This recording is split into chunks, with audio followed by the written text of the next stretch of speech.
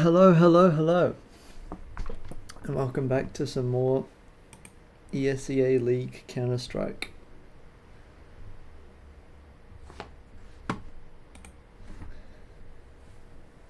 This is ESEA League Season 55, the OCE Open Division, and we're going to be watching Team RKON versus 500X.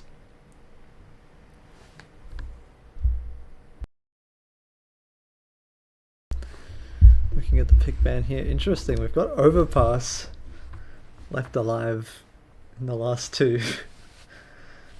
Characteristic of OCE servers though, we are going to be going to a Mirage game here. Just give it a couple of minutes for the server to get up and running, and then I'll join in and begin spectating. Sorry, I'm just going to pop the stream on this real quick while I change some settings. But I'm still here, don't worry guys. Okay, should be good now. It's just changing my keyboard so that I can observe more easily. I have the lights set up so that each player should be bound to one key. And the lights will show me like which teams at which keys. Just to make it a little bit easier, because observing and talking at the same time is not easy, guys.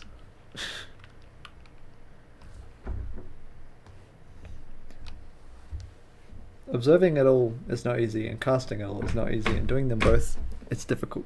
So, you know, next time you're watching some Pro CS, be grateful for the wonderful observers that you have access to, and be grateful for the wonderful casters, because they generally do a really good job.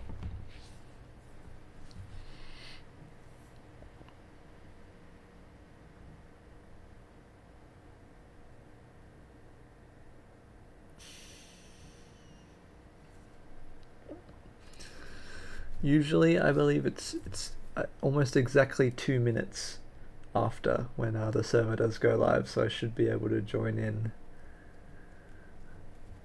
right around that time point.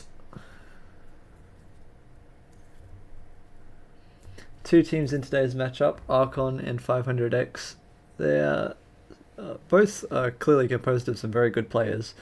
But neither are doing particularly well this season in ESEA League. I believe Team RKON, their record right now is 2-2, and 500X are 1-3. So an opportunity here for both of them, obviously, to get a win. We'll see what the outcome ends up being.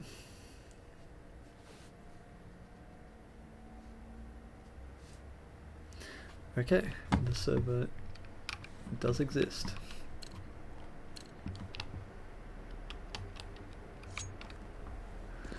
T is going to be our first player in here.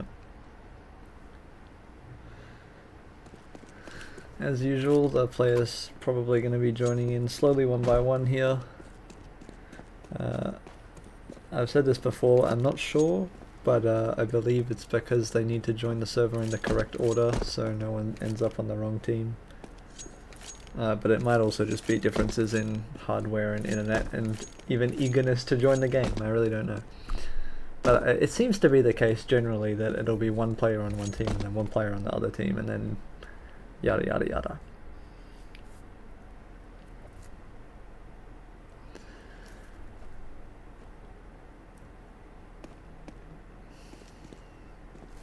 Ooh, can I? Can't access my inventory from here.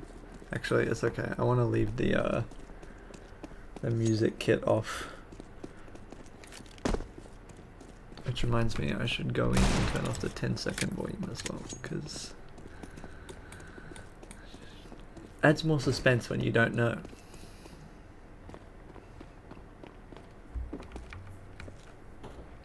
Is my game still on 4:3? I think it is. Better put it on 16:9 just for your viewing experience. I'll turn on my HUD scale as well. It's good that I get this downtime before game start, because clearly I'm not always extra prepared. There we go. A lot easier to see now. More convenient to tell what's going on for you guys and for me.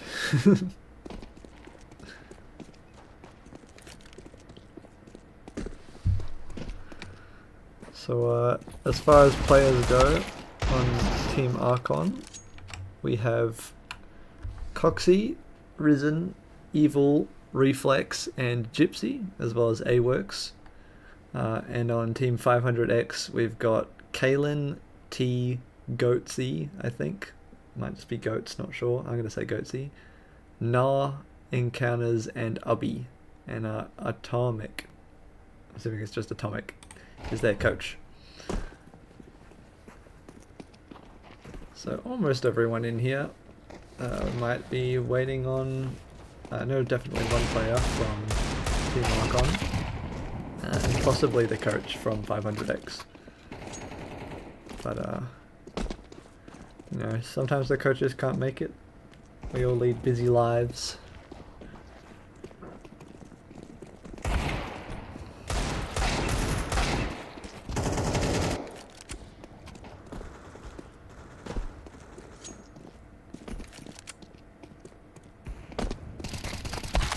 Oh, I had hope for a peace treaty there. It looked like they were going to be calm. And there we go. A-Works is going to be joining in the server for Team RKON.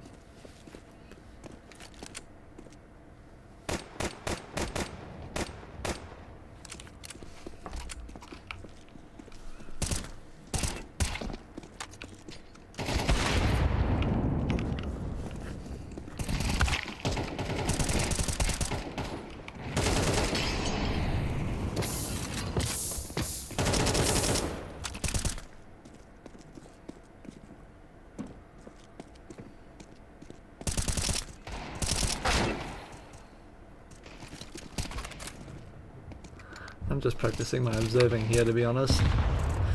Trying to keep track of where the fights are going on. Press the wrong key. It's tricky. Doing this has given me a lot more respect for observers. Like, I knew that it was hard, but like, it's really difficult to keep track of everything that's going on all at once.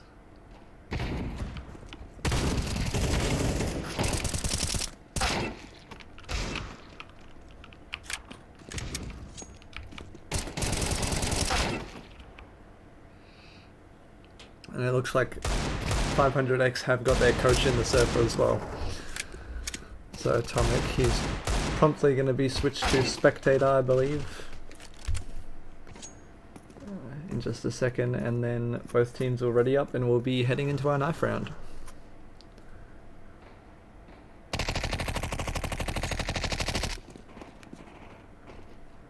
I'm not exactly sure whose job it is to move the coach to Spectator, if they do it themselves or if there has to be an admin for that sort of thing.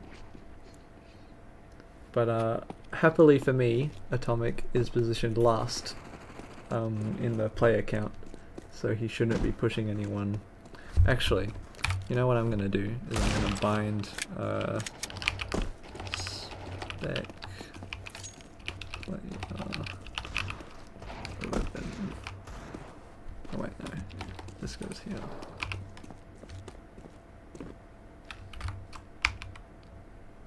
Does it work? No. Awesome. Well, I may as well go look up what the keybind for that actually is in the meantime.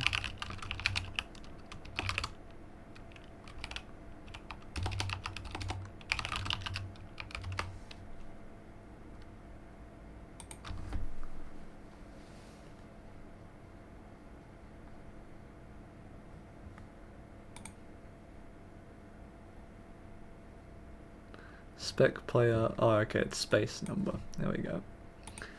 I've figured it out.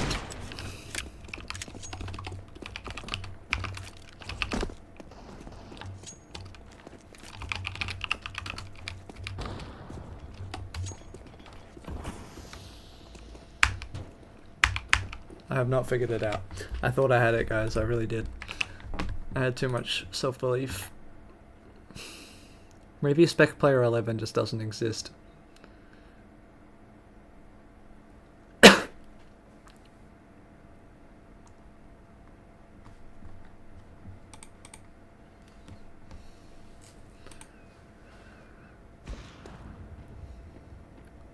Well, looks like one of the players from 500X has left the server. So, not sure what's going on there.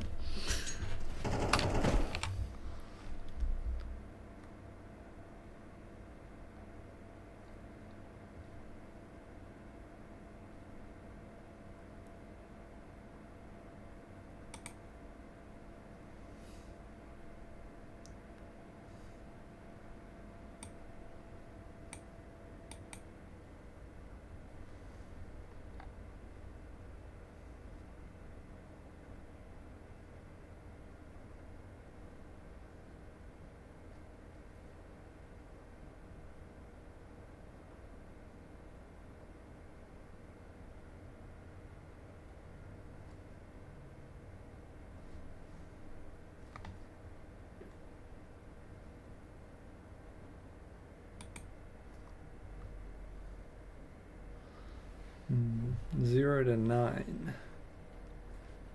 But there is no... I don't know if a Spec Player 11 actually exists.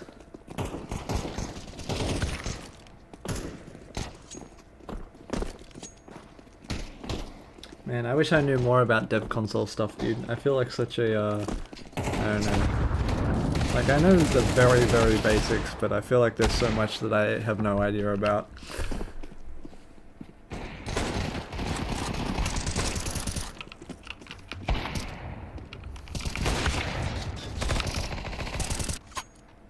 Alright, here we go, knife round. We are about to get started here. Grab your popcorn, grab your drinks, and get mentally prepared for some... Okay, well, or just do that, I guess. Please let me back in. Okay, it's fine, we didn't miss much. They're just stabbing each other. And Team RKON are going to win the knife round, and I suspect they'll be picking the CT side here because it's Mirage. And everyone loves the CT side on Mirage. It's been the favourable side, I think, for a while at high level play. Especially, I don't know if you guys have been keeping up with it, but the Thunder Pick World Championships. They had the 3rd-4th matchup between Mongols and Aurora last night. And once again, the Mongols pulled off a miraculous comeback from, I think they were down like 8-4 or something on Mirage, and once again they came all the way back and won. And then they won the next map. And I keep getting booted from the server, so I'm not sure what's up with that. I might quickly restart my game just to see if I can solve whatever problem is causing that.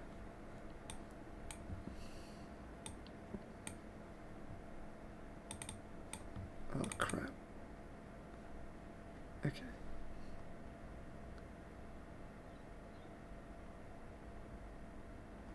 Great.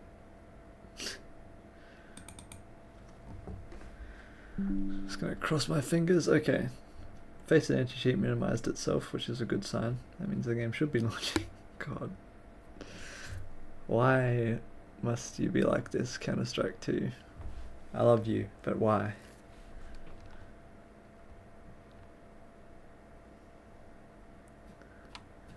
God knows you can't tab out on the loading screen. Alright. There we go. Hopefully we haven't missed the pistol round. It did seem like they were having some problems. Okay, well...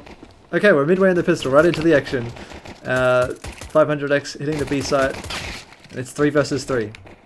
2 versus 3. Risen and Gypsy in the retake here. Gypsy's gonna find a gush through the smoke, but they haven't actually planted the bomb yet. Still a minute, and they're gonna get that down now. Risen finds a kill onto Goatsy. Kalen swings into that USP as well. He's going to jump out the market window, encounters, takes him down. 1 versus 1 now. Gypsy looking for this headshot. The jiggle's enticing him to tap and he just can't find a shot. Finally gets him. Encounters a valiant effort there, but he's going to go down in the end. And Gypsy's going to get this defused with plenty of time to spare. And that's the pistol round 1 for Team RKON. Sorry that we missed like the first, 20-30 seconds of that, guys. I really don't know what caused my game to suddenly kick me out of it and then take forever to open again. But we're here. And we still, I think, managed to see most of the action there, so not too bad, all things considered.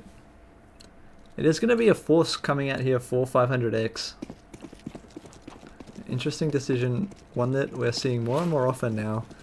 Personally, I don't think it's as good as a lot of pro teams rate it to be, but I'm just a caster, so my word is as good as dirt to these guys.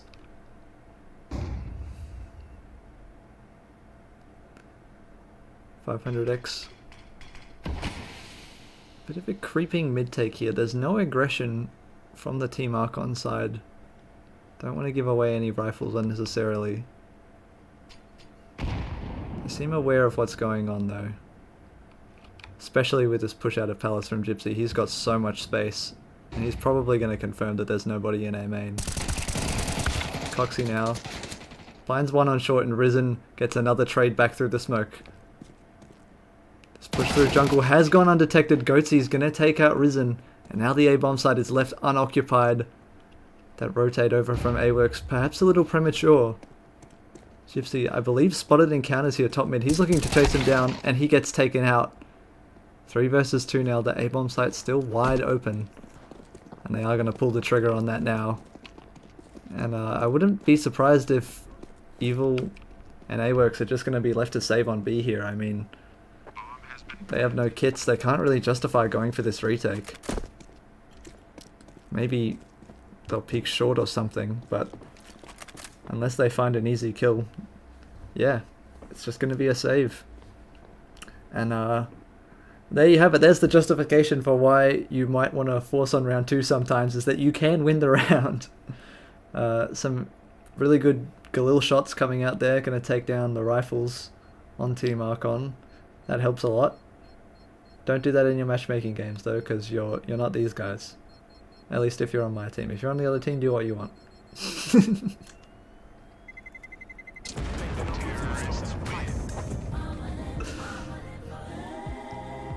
This is all jokes, by the way. Don't let me tell you what to do. And a tricky spot now for Team RKON. They still have these rifles saved. That's going to entice them into a force buy. A couple of MP9s on some of these players and a 5.7 on Gypsy. But it seems like, once again, both the rifles are going to be positioned towards B. One of them in the window. Unfortunately for them, 500X, all of them are positioning towards B and mid. It's very aggressive here. Taking space up short and connector.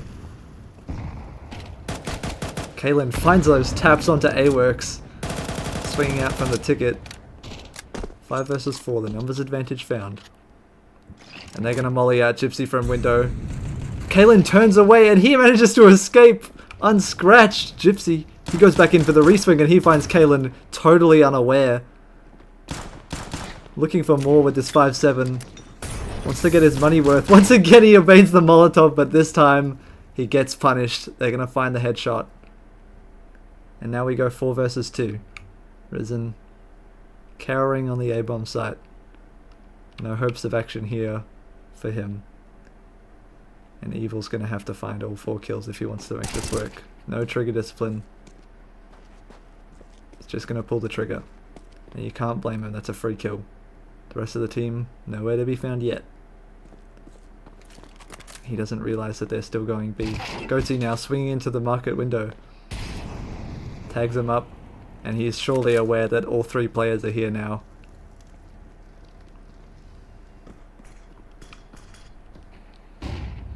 Counters, looking to just hold them off. Goatee swings thinking that he's safe in that smoke. He gets vaporized.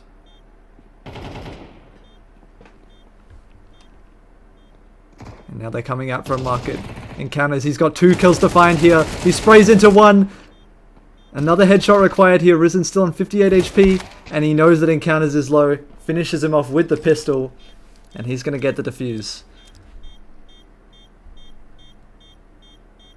And after losing that second round on the full buy, Team RKON, they make this third round happen with just a couple of rifles, the 5.7, a cheeky kill there from Gypsy out of window. Perhaps a mistake, not quite monitoring that Molotov properly, 500x. They live to regret it.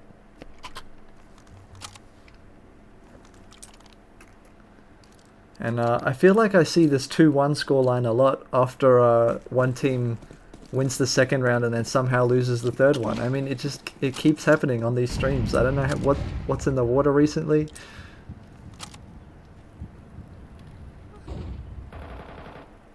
Oh wow, this mid-fight early. 1 kill traded for both teams. 4 versus 4. And an advantage for the T's, unfortunately for them. Leaning towards A here, and the CTs seem cognizant of it. The molly out from Palace. Ubby, he's going to clear this angle, and that's a kill for him. A works. Working with the AWP here from Ticket. Looks to hold Ubby off, but he has to fall back after that Molotov. Now Gypsy isolated. His 2 teammates stuck in CT. They're just looking for any fight they can get. The T's, they don't want to put this bomb down until they find some more space. There it is. And he's going to stick the plant. Coxie now working on this retake. He walks out. And the dead body, he can't quite see into connector properly. A-works just this AWP to make this clutch happen. Low HP on both players. And he swings right into that M4. I don't think he even saw him there. Encounters sharp on the headshot. And once again, the 2 teams that I'm broadcasting are going round for round. 1, 1, 1, 1. Look at that timeline. I just conversions don't happen in these games. I don't know what it is. Usually around this point, some team starts to get the momentum rolling. And it looks to be 500x here because Team RKON, they are broke. Couple of pistols, a Mag 7 here for Gypsy. You love to see it, ladies and gentlemen. Who doesn't love a good old Mag 7, you know? It's just a fun time. Looking for something there. It works. This USP. He's going to be lucky to get much done. Mag 7 smoked off. This might provide an opportunity for it. He's going to drop some flashes out. Hoping to draw attention perhaps away from window. This lurk coming through apartments. Goatsy. This could be devastating if he gets picked off by a Deagle all alone, and he's going to shy away from it. They're taking up space ladder room. It looks like the bomb is going to come through short. Evil finds the 1 Deag onto Goatsy, and this starts to get really weird now if you're 500x. That A-bomb site looks a little open, but Risen, I don't believe he's made sound in A main. They may be totally unaware that he's here. And Encounters is going to clear him out. He's going to find that headshot. And Gypsy on this Mag 7, he's got so much work to do if he wants anything to happen in this round. Encounter's so aware, he spots him, and Evil even goes down at short to an AWP. Gypsy gets team killed after finding 1. And Coxie inherits that Mag 7 along with his CZ. Surely A-Works is hearing him. There it is, turns around. Sorry, Kaylin. Wrong purple, wrong team. Well, they know that he's not going for this now. What they might not anticipate is the weapon that he is cowering in B market with. Not necessarily the one you want to be saving after a round like this, but I suppose something's better than nothing, and he does have that armor too. And there it is. It looked a little scary for a second there, but 500x they do convert on that 4th round win and make it 3-2.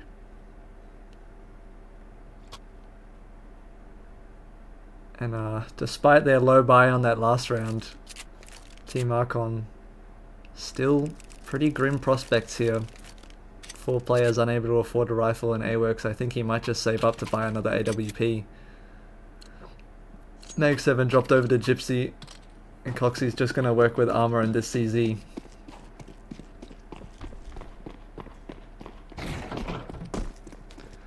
Total mid-control given up. I mean, you can't really fight for it with pistols and shotguns. It's just not feasible. Possible palace fight here, Ubby. Doesn't quite wait long enough. That's going to give the opportunity to Risen, who's sneaking past. He's caught this timing really well. Any earlier and he would have been spotted, any later and he might not get this opportunity. But he's going to find Ubby unaware. He gets the headshot, but it's not enough to take him down. And Ubby spins around. He does not want to go down to a USP like that. Looking to take the A main space back. Maybe just cautious of a lurk. They're going to decide to move it over towards B. The CTs, they should be aware of this now, but it might be a little too late. These rifles are bearing down on them. Gypsy's Mag 7 once again has to do a lot of work. He's going to find a headshot, and T does go down. That's an AK recovered. The rest of the T's, meanwhile, routing through Con. He's going to spot them and spray. Not quite enough to take down Ubby. He's so low on health. The USPs, they want to deny this plant, but they're not going to be able to.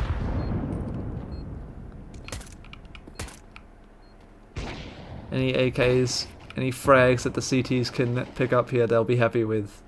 But a round win seems very, very unlikely. Gypsy in a safe position here. He does not want to drop this gun. Meanwhile, the pistols are sending it out CT. Ubby's going to find the kill onto one of them. Evil lurking behind Triple. He gets taken down. As does Gypsy with the AK there at the market hatch. A-Works.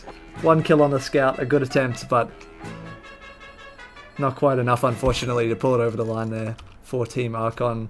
It's 500x with 4 rounds. And here we are in round 7, our first full buy round for both teams. Everyone's got rifles, an AWP for both sides. The big guns are here. And we'll see what they can do with them. T is going to be the first one out mid. Looking to take space early. Top mid smoke.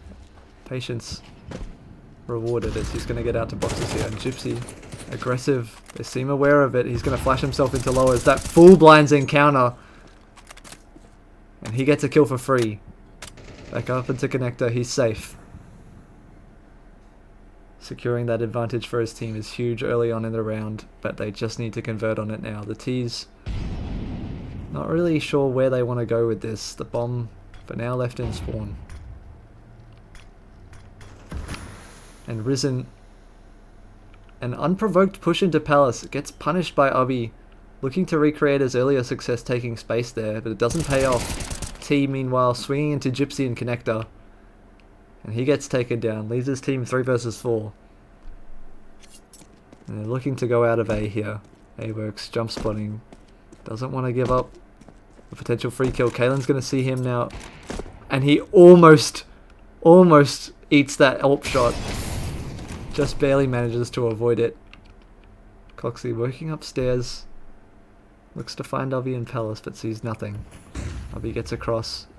No idea. Coxie's going to hear them walking out, and now he spots Ubby. But he gets shut down by Goatsy. Sight control handed over now to the T's. A-Works gets obliterated peeking on that AWP by Ubby once again in Palace. Gypsy lurks out of A main. He's going to find Goatsy for free, and it's 2 versus 2. Evil searching for any information. He does know that Kalen's towards CT, and he takes her down. And now Ubby 1 versus 2. Sprays into Evil and does not manage to find the headshot. 3 rounds here for Team RKON. They're back on the board after that round 3 win. I don't even know what to call it. I guess it was a force buy? Yeah, on the force buy with their 2 rifles, their 157 and 2 MP9s. They find another one. On their first full buy round, they say, all we need is the rifles, we can work with those, and we can do it from there. And the T's, their money's looking a little low here. Might be a couple of Galils purchased up. And they're going to send it over towards B. Might be a mid-B split here. Expect to see some con and window smokes. And Ubby goes down straight through the smoke. I don't even know if AWorks blew that open or if he just took a pot shot. But either way, the result is the same. It's a 5 versus 4 advantage once again for the CT side. GoTo looking to work up in apps. It looks like he has spotted Risen as has Risen spotted him. That's bad phrasing. Moving on. Coxie chucks the nade into lowers. That's going to do some damage to encounters there. He looks to hold off their short push as 2 players going to swing in towards him here. They're going to line up and he finds Kalen, but not T, who's going to move up, take that space on short. They've isolated this last B player. Risen all alone, swings into T and gets headshotted. And now they have control of the bomb site, although not aware of it yet. Encounters goes down in connector, trying to find that little bit more space, and T crossing over from short. That AWP connects onto him. Goatsy may have just been spotted there as well. They definitely hear him now. Loud stepping around. There's 3 guns on this. He's not going to be able to find a single kill. AWorks with the no scope. Style points for him.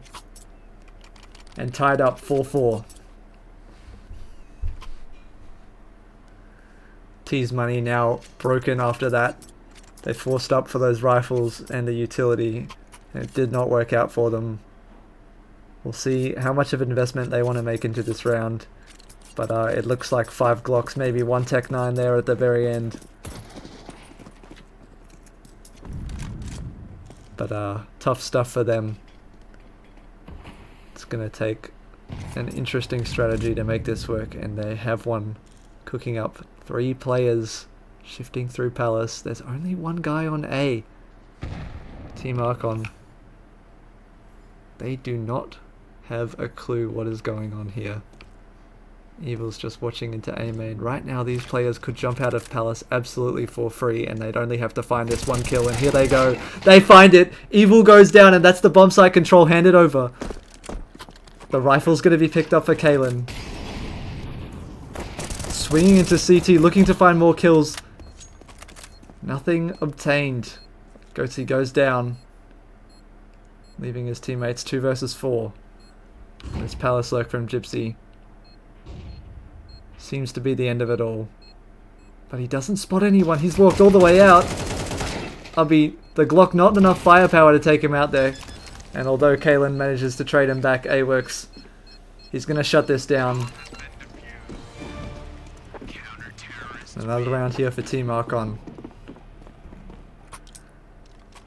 And since the buy rounds have started, Team RKON have looked very solid here in this game. I believe the score went from 2-4 to 5-4. So once they finally built that bank up, got their hands on those M4s again, they've managed to avoid repeating their mistakes on round 2. Although that round may be a little closer than it needed to be. Leaving 1 player all alone on A nearly got them punished, but the retake did come through for them, and so the round was saved. And looking to exploit that A weakness once again are 500X. Positioning the bomb here, and they've got rifles this time. Unfortunately for them, Team RKON looking once again not to repeat their mistakes. They've got 3 players here. Gypsy sitting under Palace. That molly does not flush him out. Nor will the spray from on this position. It's so strong. Evil looks to flash through. Encounters is going to clear him out. He goes down. Sweeping through the bomb site. Encounter spots Gypsy but doesn't clock that he's even there. And he is a pest in this smoke. He finally goes down. 3 versus 3 now. Jeez. Looking to get some control in towards jungle. Risen may not be aware that there's a player on his left already. Kalen gonna swing into this angle. Does not react in time. Risen gets that kill for free. As he does with Goatsy. And now just T, 1 versus 3. Spots Coxie. The double swing, he sprays into both headshots. AWorks now 1 versus 1. His team goes down without so much as a whimper. And he misses the shot. Unfortunate for him. T looking to close out this 1v3. He knows AWorks doesn't have a round chambered, but he pulls out the pistol. and just barely manages to keep them in that. Almost a catastrophic round there for Team RKON, but AWORKS holds on in the clutch moment. Quick thinking on the pistol, the AWP just wasn't working out. But in the end, they do win the round, and thus break the money of the T side again. It's going to be 5 Tech 9s, a lot of Kevlar, not a lot of helmets, and the skulls are squishy against the bullets of the M4.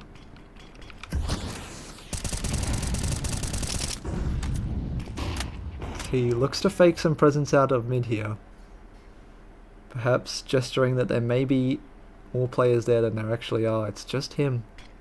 And now here comes the A hit. The smokes are going to drop in. Kalen spots that one player in CT, aware there's a second on stairs. They're going to go straight through this smoke. But dropping into Sandwich, I believe, was Gypsy. I don't know if he actually managed to kill anyone there, but he certainly tagged them up and drew all the attention for Coxie, who did manage to clean up those kills. That's a good hold there for Team RKON and a necessary round to give them this advantage. 7-4 secured. They'll be pushing for 8 in this final round of their CT side.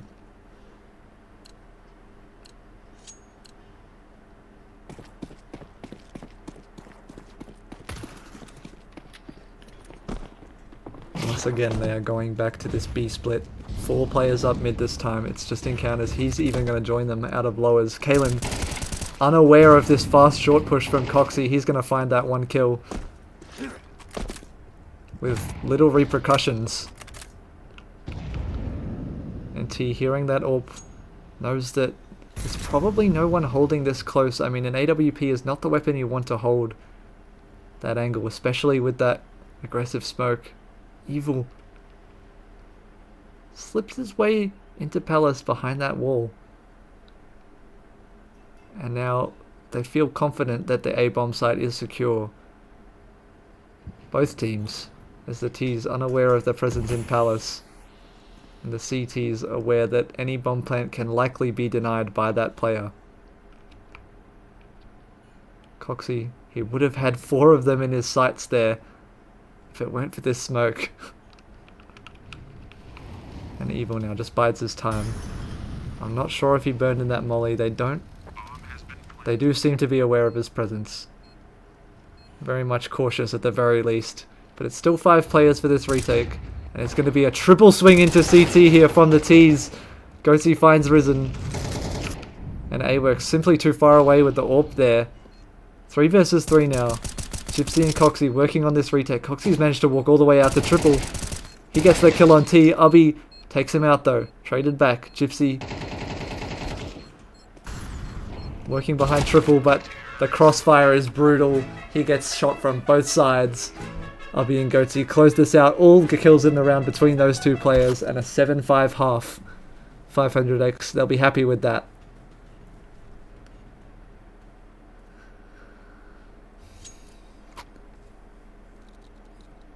Sure, you could argue it's a little bit of a letdown after such a strong start. 4-2 up, but really once those buy rounds started, they were really struggling to break the wall that was the CT defense. Finding that 5th round puts them in a solid position to close out this game on the CT side. And only 1 player towards A. It's a bit of a gamble. And they might live to regret it. It's going to sting when these 4 players come waterfalling out of Palace. There they go. Ubby here forces himself to fall back into CT. And this push is aggressive. AWORKS. Oh my goodness. There's 3 players jumping around the corner. He just doesn't have enough bullets for all of them. Still 3 players positioned here towards Ticket. T doesn't actually find a kill. It was Coxie on the team takedown. And now Goatee 1 versus 3. He has some idea where these 2 players are, but the Palace lurk not at all expected. Even if he manages to find both kills here, Gypsy's going to have a free takedown on him. And he's just chasing Evil all the way back to spawn. Gypsy smartly not swinging, waiting for a tap, but it's never going to come. Goatee, even with that defuse kit, he's just going to run back through CT spawn and save his Kevlar. which does unfortunately get damaged by the bomb. And it seems irrelevant. He only lost 5 armor, but it does mean that he can't buy the helmet for just $350. If he wants a helmet in this round, he's going to have to invest that full 1,000, which to me seems unlikely. I believe he'll just stick with that 95 armor. The defuse kit carried over could prove clutch. Ninja diffusers never quite off the table. And they're forcing into this round. This time, not leaving ASO uncontested. But it is just T here over on B with his 5-7. Looking to jump spot to be that early warning system. They're aware of this short push, but T, his weaponry is not good enough to deal with it. He's going to have to try and find some kills here. Evil goes down. But it's not enough to hold them off the B bomb site. I'll be now working with this MP9. Doesn't manage to find Gypsy, and that is going to secure the round for 500x. The last 2 CT players, they don't even want to think about going for this retake. They're just going to retreat into Palace and save those guns. And a really up-tempo round there from Team RKON. So much pace behind that short push. Even if there were players in mid, they hardly would have seen them as they sprinted down the catwalk.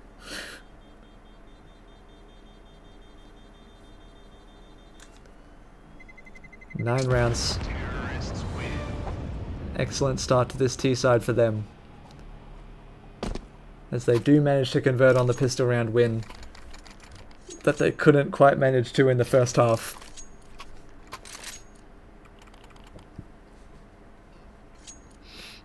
The CTs looks like they're going to be saving again here after the forced last round. They do not want to repeat that mistake. They do not want to go into this with a shabby looking buy and once again lose all their money. 3k on each player will be enough for full utility and rifles in the next round. Probably an AWP, I'd imagine, as well. That'll be on Kalen.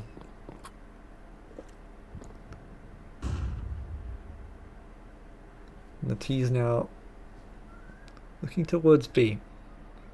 They know it was under-defended last round. But this round, not so.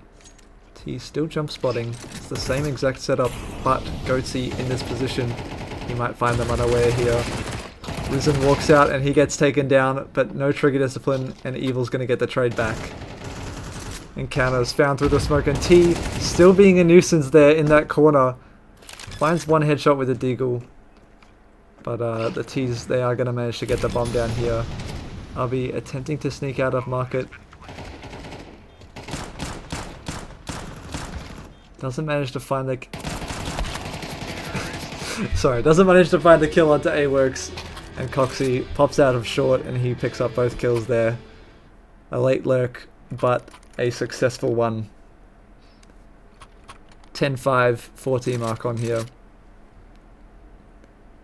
And finally a full buy for the CTs. 4 rounds into their CT half, which is slightly faster than Team RKON had it, to be fair. And once they did get those guns, they proceeded to win, what was it, like 5 rounds in a row? So, those weapons do make the difference on the CT side here, or at least they did for one of our teams, and you can already see the impact it's having. Kalen feeling confident. That wide position on stairs is going to find a kill for free. And the game froze. Means I have to rejoin the server when it does this. I apologize. I don't know what causes it. I have tried to fix it, but I've had no luck so far, so I'm just going to go back in. We'll see how much progression has happened. It's still 5 versus 3. One more T player was picked off at some point in this round, and Goatsy lurking behind this mid-smoke. Here's Coxie walking up on him, and that's a free kill, but Gypsy trades back through the smoke. Kalen, though, a good catch. Doesn't let her teammate's death go in vain. Swings out of connector and finds that kill. And it's just Evil here in A main. They know where he is. No bomb on his back. He's not going to be lucky enough to find a bomb plant unless he kills all of them. And walking out while reloading. Uggy though does get team flashed. Provides the opportunity for T to go down. But they are going to close it out. A little messy there from 500X, but they get the job done. And the ongoing hypothesis supported by this game is that the CTs need those guns, but once they have them, it's very difficult for the Ts to gain a foothold on the map. We'll see if it holds up. 3 more rounds required for Team RKON to finish off this map and this game. This is best of 1. It's going to be a mid push here. Evil goes out first with the Mac 10 and encounters. He slipped the net. Walked up behind the mid. He finds 1 kill for free and Goatsy cleans the rest of them up from short. Great shots from him. And just risen. He has found a kill on this B-bomb site. And gained himself the space by doing so. If he goes in market window here, he could be undetected. Finds Kalen for free. Ubby sprays but doesn't find anything. And on the reload, the fresh magazine. He's looking to make this 1v3 happen. He picks up the AWP, health less relevant now. That one-shot capability at any range.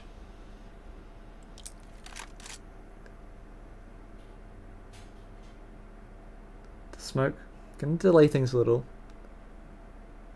Let them stew a little bit in this clutch. The nerves surely getting to Risen here. He's gonna clear out these positions one by one. I'll be so tempted to swing on that angle, but doesn't quite do it. Risen finds the kill on Goatsy, but not enough time to chamber a second round. Ubby takes him down. And 500X, they do manage to convert on that early round advantage, although Risen makes it very scary. And once again, the T side, they have no money. It's just going to be pistols. Maybe a Mac 10. But certainly not the kind of stuff you need to be working with to get rounds on this T side. There are 2 CTs without head armor. And the P250 and CZ may be looking to punish them. But the rest of the CTs, they should be safe from anything but a triple headshot by a Glock.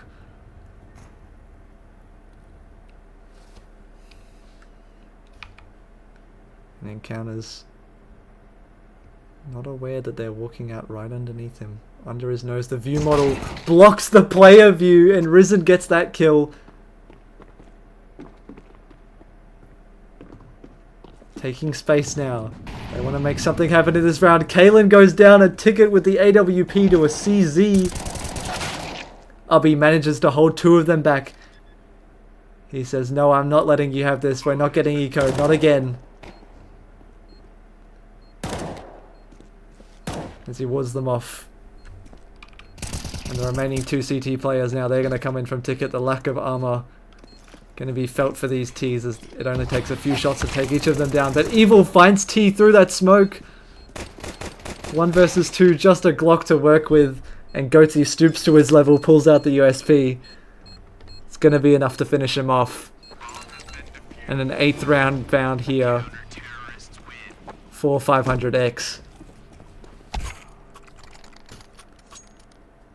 And I really hate to be that guy, but our trend continues. The CTs, once they're on these buy rounds, have a much easier time holding everything down. 2 more rounds for them to equalize the scoreline. Simultaneously, just 2 rounds for Team RKON to put us on match point. Goatsy misses that short jump. He's going to go aggressive into mid here. Sprays into 1 kill, but doesn't manage to find the second.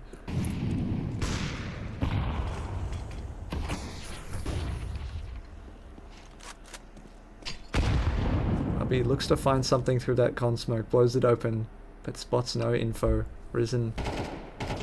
They are going to be aware of that position now as he sprays down T, but doesn't manage to find the kill. He gets removed. 3 versus 3 the Ts. They have a lot of control on this A-bomb site. There's no CT player to deny them. nor a Palace lurk. It's this AWP in jungle and an M4 on stairs. Ubby goes down. Coxie. A good read to molly bottom con there. Kaylin looked like they were going to jump out of window and perhaps meet the flames. But upon hearing that new sound effect perhaps of the Molotov whizzing through the air, decides to stay on the higher altitude. And they are going to save these guns here. It's just not worth going for this retake when they have no idea where the T's are. Especially with that AWP, it's so difficult to clear out angles. But at the very least they'll have those weapons in the next round, save for a miraculous push here from Coxie. I don't believe he's going to find anything in towards TV room. Terrorists win. And at last the T's say they'll find their 11th round. Bit of a blip in the timeline there. 3 rounds in a row after their conversion on the pistol win. But back on their stride. AKs in hand, they find their 11th round and bring us one step closer to the end of this game. And a default round here. A-Works finds that pick instantly out of A main. Immediate 5v4 advantage, and the T's, they want to waste no time in pouncing on this. The bomb's going to swiftly move in towards B. It's just one player at short, and he's moving out towards the catwalk. Goatsy with this deagle.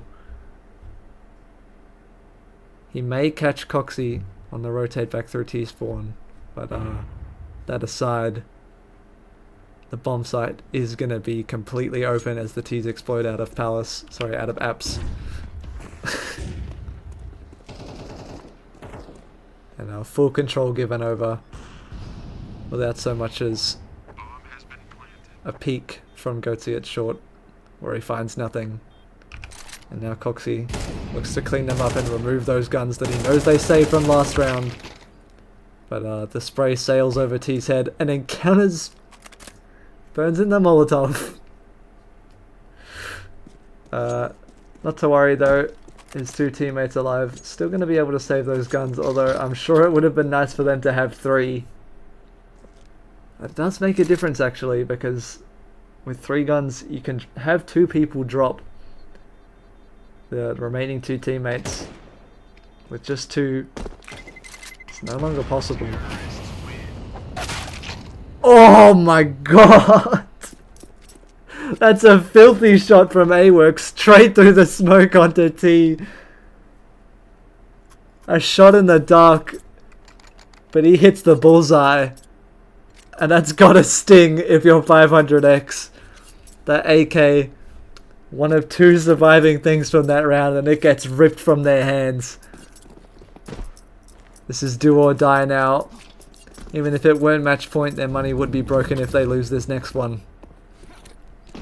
But fortunately for them it is match point, so they'll be spared the embarrassment of yet another eco round if they were to lose this. But let's not count them out yet. The T side positioned here towards A, and it's going to be the same play from the pistol. 4 players in Palace. Looking to waterfall out, perhaps once this smoke fades. Reinforced by Gypsy in A main. Ubby has taken up quite an aggressive position on this corner. If Gypsy chooses to drop down from that upper ledge, he should hear the footstep and be able to punish. He's going to hear the smoke thrown. That should be enough to rally his teammates back over from B, but will it be enough for them to get the round? With the kill on Gypsy, it looks possible. Kaylin comes in from CT, but mollied off, unable to help out Ubby. Left to fight all on his own in A main here. But the T's, they're not giving him anything that he won't give them. No one peeking, and T finds that first kill. A bit of an overpush there from Evil. Encounters, walks out of that con smoke, and he gets taken down by Risen. Coxie finally finished off Ubby in A main. T finds Coxie though. He's going to get on this defuse. Oh, I said defuse. I saw the bomb. It's not actually planted. A-Works, 15 seconds. He just chooses to walk out. And too many positions to clear. An impossible task with the AWP. A ninth round handed over 4-500X. I can't believe I didn't even notice that the bomb hadn't been planted. I don't know who managed to deny that. But a life-saving play. 4-500X. I wish I could replay it right now and just see who that was. And give them the credit they deserve. But it's a team game. And their team is still in it as a result. Money still available for the T's, mostly. They're going to have rifles as they pop out of mid here. 3 AKs and AWP. Just Coxie and A-Main with the Deagle. And they've gathered mid control.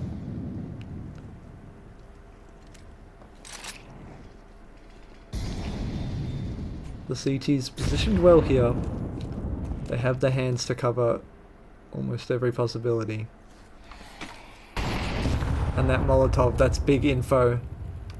They know that there was a player in connector and there may still be one there.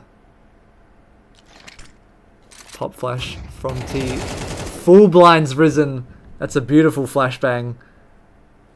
Allows him to collect that kill. Hubby. Once again, a stalwart of the A-bomb site from underneath Palace, just jiggling. Coxie looks to clear this angle. Will he get caught out? Looking at Sandwich. Hubby finds him. Gypsy now swings in. Hubby trying to climb up the ladder. A little awkward here. Does make it up in the end, but mid-air he's not accurate enough to take down Gypsy. Encounters mollied off out of CT. Looks to deny a default plant, but it goes down on the other side of the box. 3 versus 3 here this round. It's still very much hanging in the balance. Evil, he's going to hear that player rotating over to CT, and surely they suspect a bit of a stack as they flood out onto this bomb site, clearing all the angles. Gypsy sprays into 1 kill. A-Works chips in another, and Goatsy now 1 versus 2. He goes down, and Team RKON, they close out this map 13-9. A good showing from them and a great performance from Gypsy. GG. Now, I believe the next game that I have on my schedule to cast today is Vantage versus Gosh, what is it? This is unprofessional. YCreate, there it is. And that starts at 6:30. So I think I'm gonna leave the stream on. You know what? Yeah, I'll do that. There might be another match that's being played. Are there any going on right now? There you go. Question mark versus CCP. We'll tune into this one, and then at around 6:30 I'm gonna go and we can watch the Vantage versus YCreate game. But in the meantime, this should hopefully... Oh, okay. It would have kept us entertained if Counter-Strike 2 didn't crash.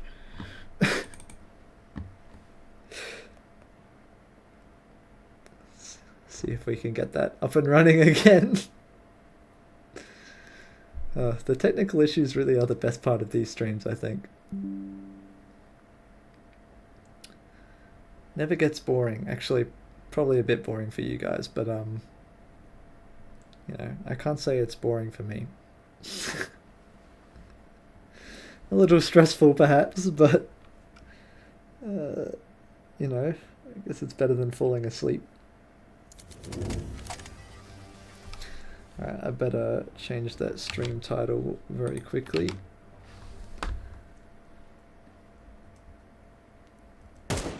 Just while we tune into this game, it's 9-1 right now. A bit of a stomp here, it seems like. Question mark. Not fans of communism, if that's what CCP stands for. I really shouldn't assert that without the knowledge. And As Stacy looks to hold on to upper B control, but the T's, they're going to flood down the bomb site. The molly bouncing off that new box forces Stacy into this corner. Another Molotov comes through. They are going to get the plant down. Morgan moving out of connector, just barely misses that headshot. But the first kill onto Sebs is there. This retake's on. Stacy pops out from heaven and finds a kill of their own. It's just Kyle and Big Stepper now. 2 versus 2. Big Stepper goes down to the Napster AWP. And Kyle looks to close out this clutch. Napster, I don't believe he's seen him here. He jumps onto the bomb train. And Kyle clocks the position of Napster right on top of him. And he's going to get that kill, securing the second round here for the CCP. And I've got to say, I'm a massive fan of the Noz profile picture. LeBron James, he just looks so good in that Falcons jersey. A perfect fit for him, I would say. Sorry, I'm just checking the capitalization of the team names. There we go. Stream title is now accurate, I think.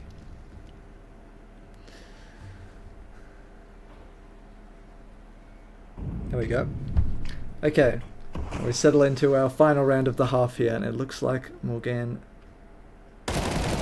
This push into Pop Dog detected by Haz. He's going to take Morgan down. Meanwhile, though, the T's, they did lose one over at Ivy Ski.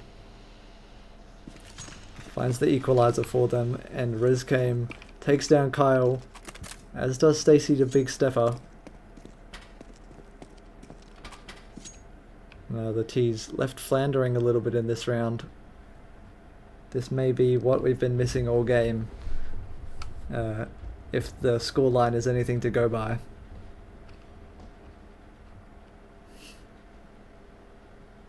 And has a Noz a little bit stuck here.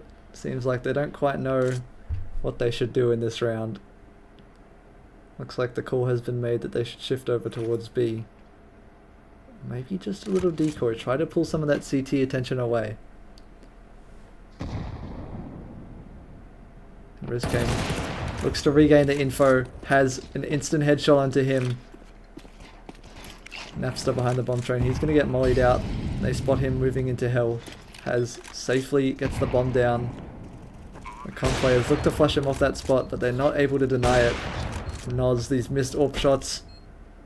Going to be replaying in his head later for sure if they lose this round. And now he's left all on his lonesome. Napster fakes climbing up the ladder, but actually does climb up the ladder.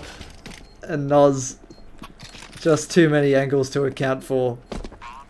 He gets taken out, and it's a 10-2 half for question mark. Stacy, just 2 deaths. Sorry, yes, Stacy with just 2 deaths in the half. Sebs, unfortunately on the other side of the coin, just 2 kills. Looks like this has been a very one-sided affair. But it is the CT side of Train. It's known to be a heavily advantaged map. So we'll see if CCP have any more plans for their CT side. Are they going to make something happen here? Or will they fizzle out? Sevs spots the first player out of Ivy. Maybe unaware that there's more coming. He swings in, dinks his teammate. And Napster with 2 entries, Ski with a 3rd. It's control of the A bomb site handed over. Big Stepper though. Not giving up yet. Finds 1 kill in the round. He's going to swing into a second fight. It's awkward behind the bomb train here. Not enough space for the 2 of them. Rizcame takes out Kyle and Big Stepper though. He wants to get this game over and done with. An easy cleanup for him. And it's 11-2. given the conversion on this pistol round, it looks to be over very, very quickly, and question mark will be the victors. Without a miraculous comeback from CCP, of course they're going to force into this round. Match point cannot be given up so easily, but even with the full investment, their buy is still shaky at best. I believe it's 4 pistols and 1 scout. Sevs gets info that there's players Ivy, and Noz takes down Napster. A good first step. More required if they want to close this out. It's still 3 AKs they've got to take down. And Ski finds Big Stepper. Stacy rushing in with the Mac 10 here. Sev's not prepared. Gets sprayed into. Kyle goes down to Rescame. And 2 versus 3. Noz looking to make something happen. Can't quite get the job done. And Stacy takes him out. And has. You can tell he's conflicted about this. He wants to go for it. But he asks himself, is it worth my armor? There's surely no way I can win with just a deagle. All 4 players closing in on his position now. Stacy putting the pressure on. He's running out of bullets. Just 2 left in the mag. Riz came looking to bait him out. This flashbang gonna force him to look away from the angle for just a moment. 1 shot and his last bullet. He finds Rescame. He is gonna get to save unless Stacy can change things. But they're not going to manage to take him out. The armor saved for Haz is a small silver lining on that round though, as match point given over to question mark. And they've got a full buy. Rescame opts for the Mac 10. He does have enough money for an AK, but thinks that it might be easier to mow down these low buy players, perhaps with an SMG. And things look rough here for CCP. Winning this 3rd round could be the start of a comeback. But with their low weapons, it's going to be a real struggle. Knowles will see if he can make some more magic happen with that scout. He did find a pick last round, and a tag onto Morgan is a good start. Finds that kill. It's 1 in the round for Noz so far. Much more going to be required once again though. Napster so close to dying in that smoke. He's going to spot Noz, and him and Stacy, they're going to push into this together. Noz finds the 2nd kill, but Stacy does manage to trade him out of the round.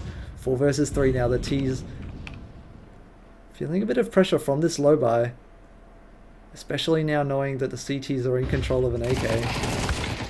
Sevs takes out Ski as well. But Stacy's managed to sneak out onto the bomb train. Rescame just has to survive. Takes down Sevs. And they must be totally unaware that there's already a player in connector. Fortunately for them, no one really positioned in such a way that Stacy can punish from this position. And now he gives himself away. Stepper swings out with the 5-7, sorry, and finds both kills.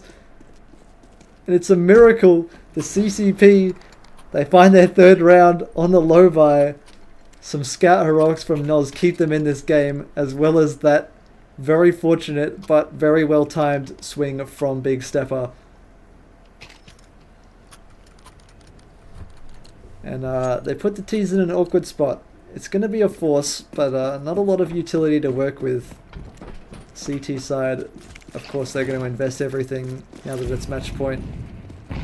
It'll be the norm for them every round, and they are going to be able to afford, I believe, rifles on all 5 players. It's Napster and Stacy once again. Working together, Haz manages to pick off Napster and gets away. 11 HP left. But he's alive. Big Stepper though, unfortunately goes down. Gives the T's a little more hope in this round. 4 versus 4. And they should know that Haz is on low HP.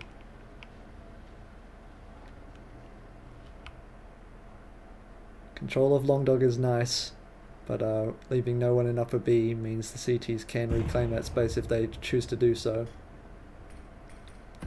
Seb's aware of this peek. Looks to spot him through the pixel gap. I'm not sure if he has actually seen him yet, and now he definitely has. Rez swings onto that angle, gets full blinded by that flashbang. Forced away by the molly, he's going to be swinging into Ski and goes down. Noz takes down Rezcame in return. 3 versus 3. This round ever closer. Noz finds Ski jumping out. And that might be the end of things. It's just Morgan on 18 HP. HE doesn't quite manage to find the kill. Instead lands onto Kyle. Only doing 2 damage though, so... Morgan manages to find the 1v2! Out of nowhere, the game is over. Question mark, they close things out here, 13-3.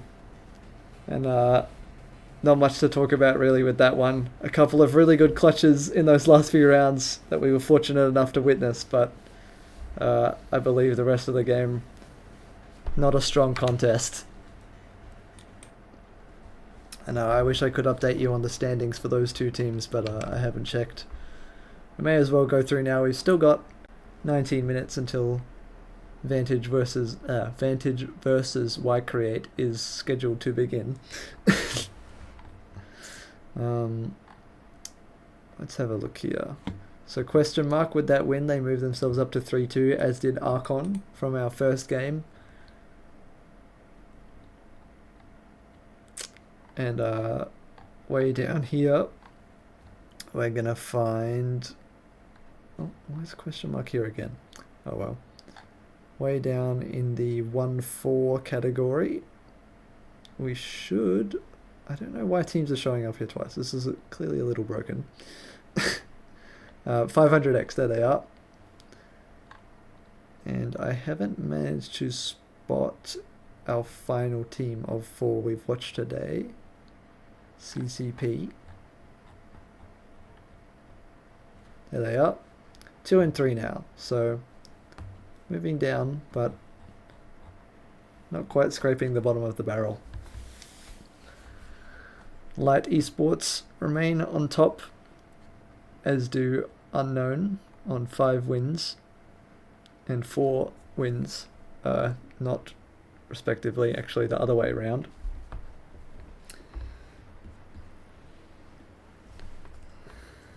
I'm just going to update the stream title to waiting for.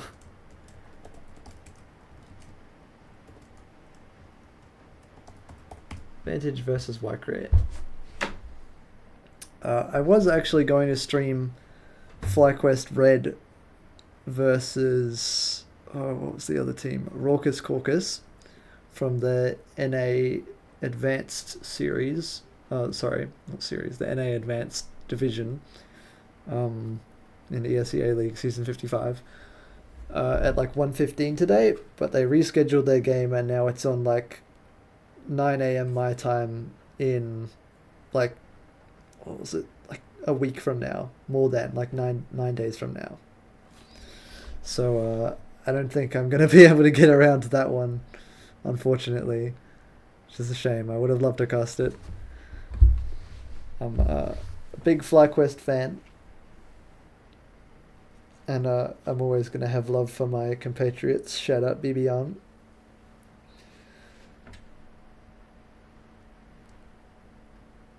But yeah, no such luck, unfortunately, for me, as I'll have to wait for another opportunity to commentate one of their games. For now, I'm not entirely sure what to do, to be honest. I'm just waiting another 15 or so minutes.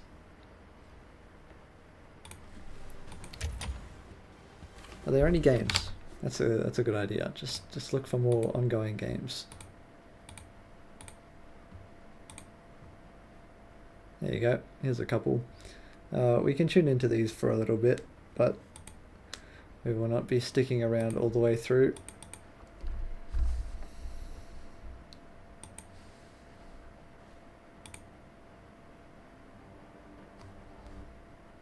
Oh. Okay, I think I figured out what causes the crash. It's when I click the button twice. That is very annoying though.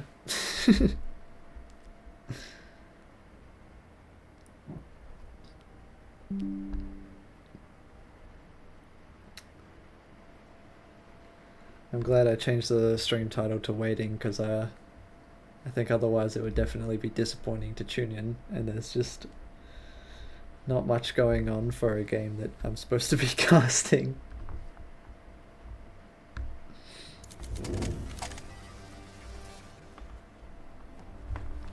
Okay, let's click the button one time this time. Huh? There you go. And here we are. I think this is DXA versus Hog Showers on Ancient. We're in the third round. Looks like one team, whoever won the pistol, did not manage to convert. And I believe that was the T's, as the CTs equipped with a couple of AKs. I'm sure they're very grateful for that.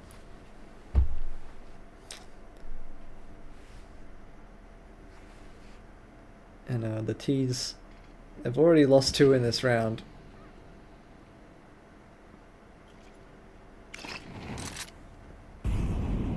Cautious to lose any more. They're just sitting behind this smoke.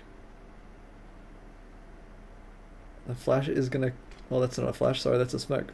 Now the flash comes through. Zoot fully blinded. Bad boy killer runs out. He finds one, and Nerox trades him back. Takes out Zoot as well. Gets the plant down barely before being sprayed through the wall. It's just Sterling 1 versus 3. JLB puts him down.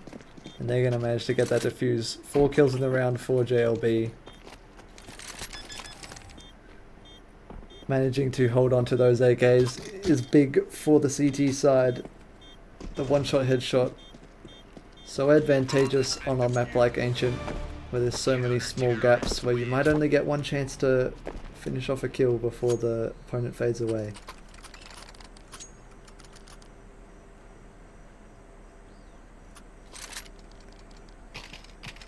Ugh. You know, I thought I was gonna be enthusiastic about this and keep casting through this game, but my voice is honestly a little sore, so I might try perhaps and save my breath for Vantage versus YCreate. I might just add some text on the screen that says cast AFK.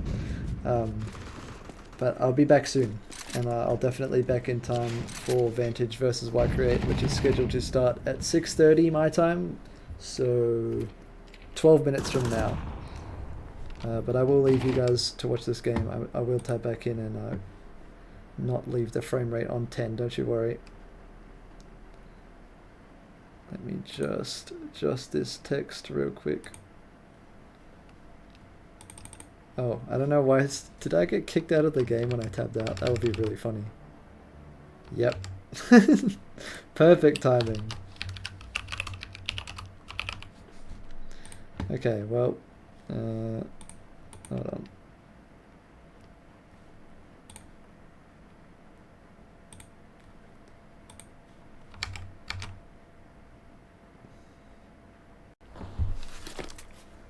Okay, cool. I'm just going to leave this here and you guys can watch this until I get back in around 10 minutes when we will be watching Vantage versus YCreate on the ESEA Season 55 OCE Open Division.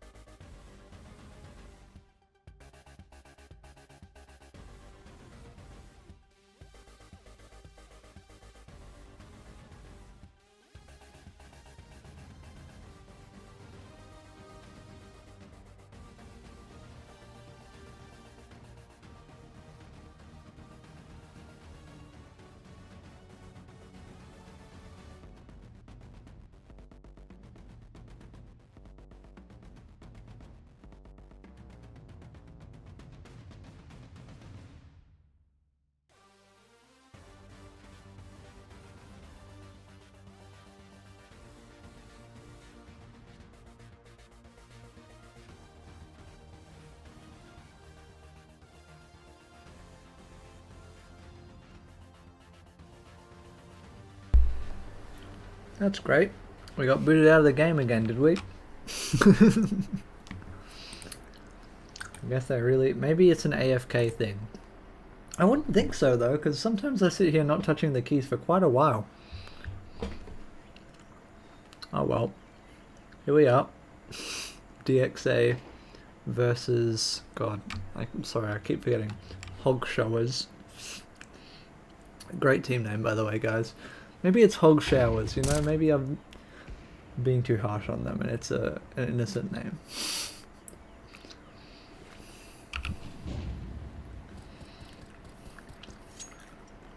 Oh, I should remove that text that says I'm AFK. That's a good idea.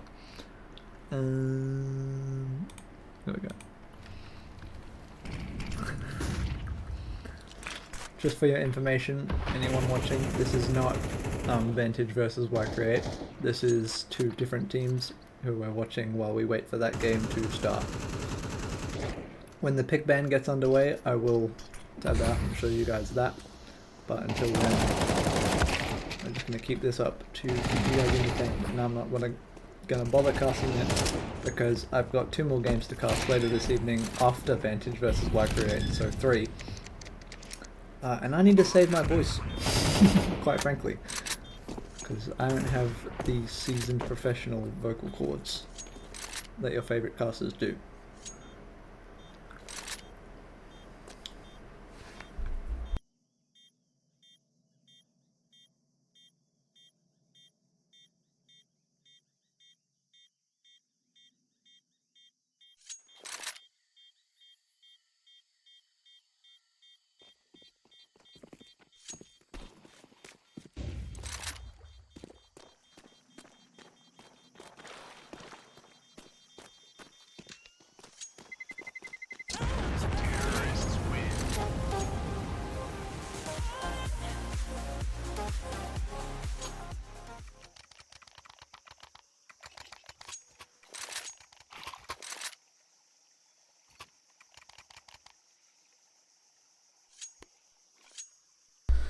I guess what I can do is practice my observing. I'll just do that, but I won't talk because I don't feel like it.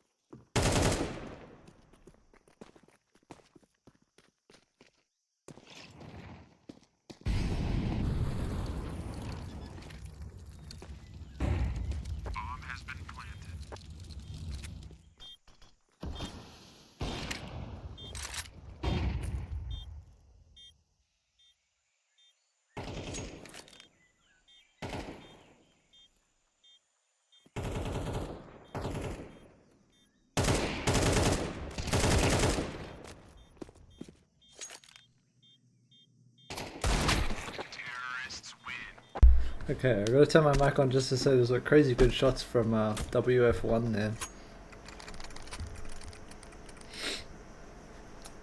Damn.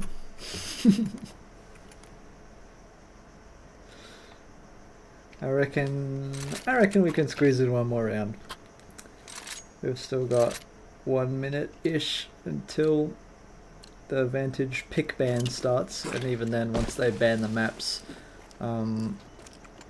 we'll still be waiting for a good, like, not 10 minutes, but it's usually like 5 or 6 minutes for everyone to join the server and for the game to actually start.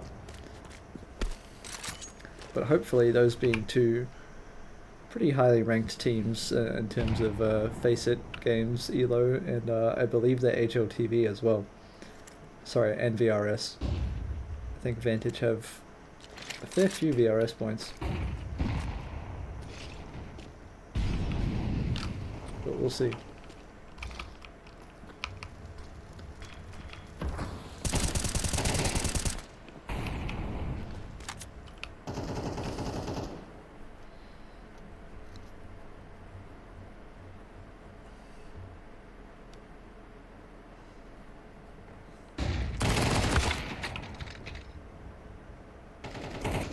Nice shot there for Sterling to secure that trade.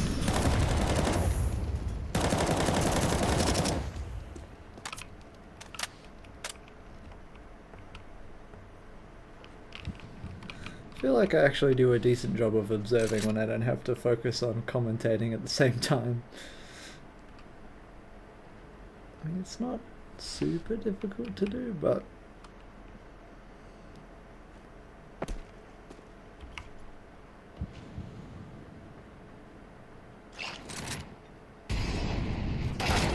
oof.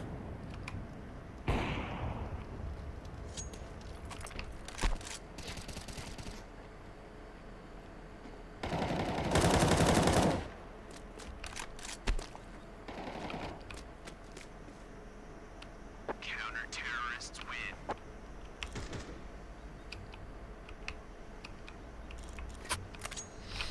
Okay, and with that, I'm just gonna hide that. This pick ban should have, where is it? I wish I had a second monitor. There we go, voting. As have a billion other ones, because there's a lot of games starting at this time. But here we go, here are our two teams. Vantage on the left, I think, and YCreate on the right. Vantage with a pretty large roster, I think that's 7 players. YCreate with the same. But Vantage, lots of very highly ranked players as far as OCE Face It goes. Keo at number 43, Fek 103, Arctic at 56, and ooh, I think that's an L, but it might be IZJ. How can I actually know? Okay, it's an L.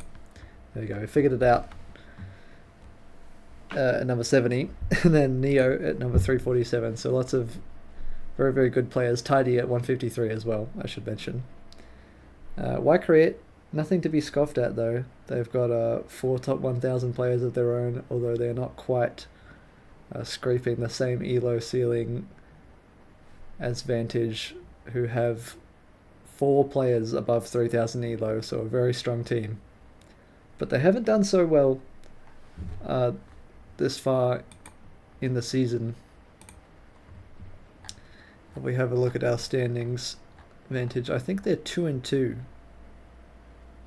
1-3 even, so I would say that's probably underperforming for a team of their caliber. YCreate also at 1-3, so both of these teams looking to redeem their current standing a little bit with this matchup.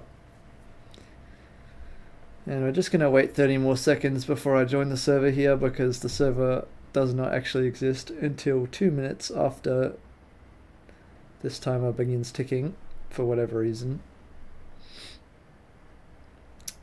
So just 15 more seconds and then we'll get to join the server, and then it should be about 5 or so minutes while the players get connected, make sure everything's set up and working fine, and we should be good to go after that.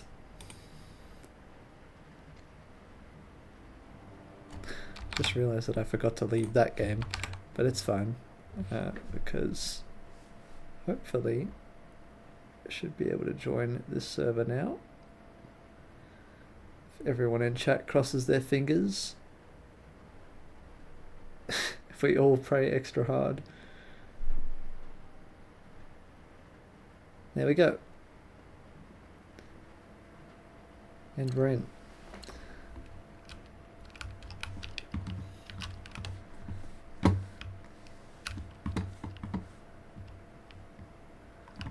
And the first two players in the server are both going to be on the side of YCreate.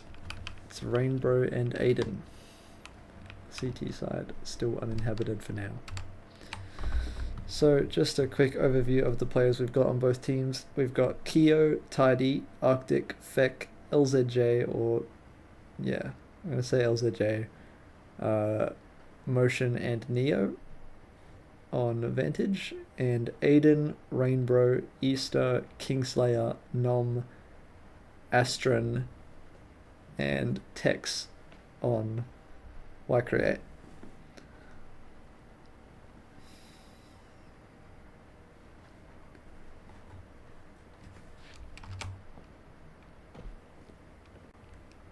And we'll see which of those players from each lineup actually join us in the server today. Because obviously we can't be having 7 players on each team, that would be a little too chaotic.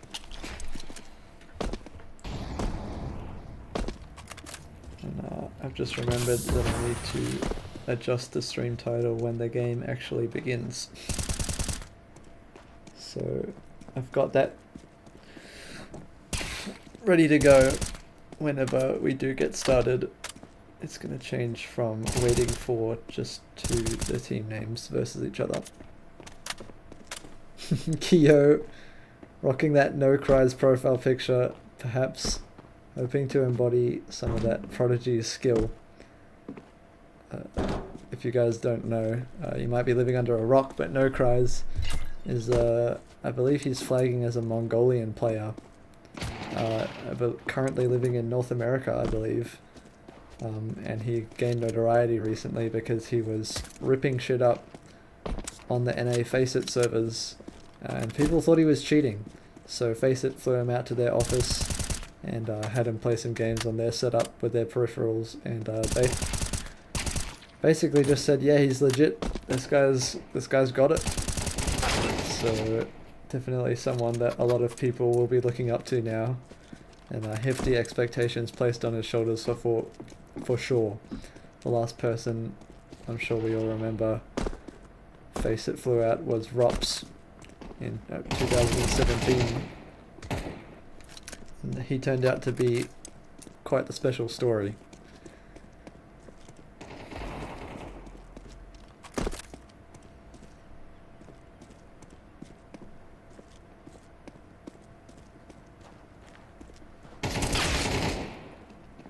Four players in for both teams here. This looks like a pretty formidable lineup here so far for Vantage, with 4 of their players in the server so far all being top 153 or lower. And the final player is going to be Neo, who's one of the lower ranked players on the team, which is crazy to say, at 2,654 elo, which is in fact higher than anyone on the YCreate team. So no doubt, I would say, at least in terms of their Faceit elo, and probably the notoriety of the organization as well, Vantage look to be the overdogs in this one, the favorites, I should say. But in terms of their record this season in the ESEA League, both teams sitting at 1 win and 3 losses. So not necessarily the type of scorelines you'd expect from players this good.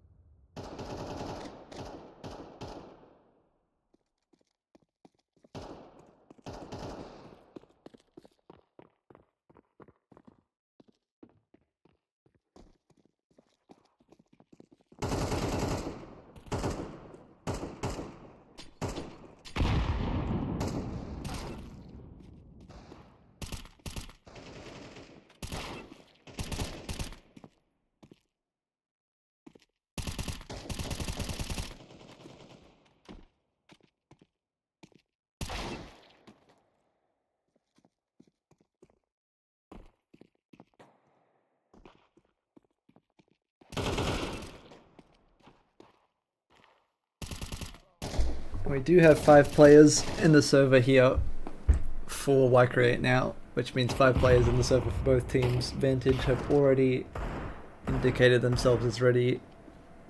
YCreate perhaps waiting for their coach. I think they did have one listed.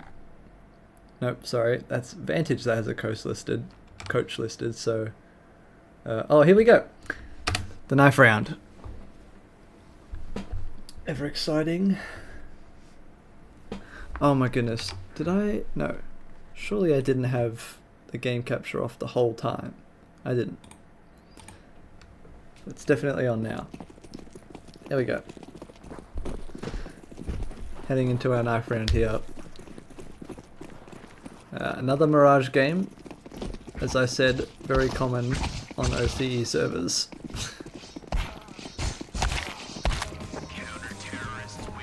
And there we go. The knife round is going to go the way of Vantage. They're going to pick the CT side. And we're going to get stuck into this in just 23 seconds.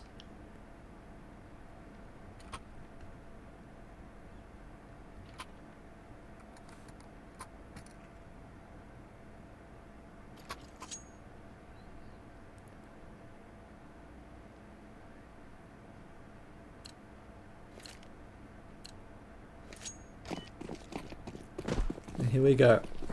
Vantage versus YCreate in ESEA League Season 55. This is the Oceania Open Division. And they're looking to position themselves towards B. The lurk left in Palace, but the rest of the team situated in the apartments here. And it's no mid-control for the CTs. No one short, no one window.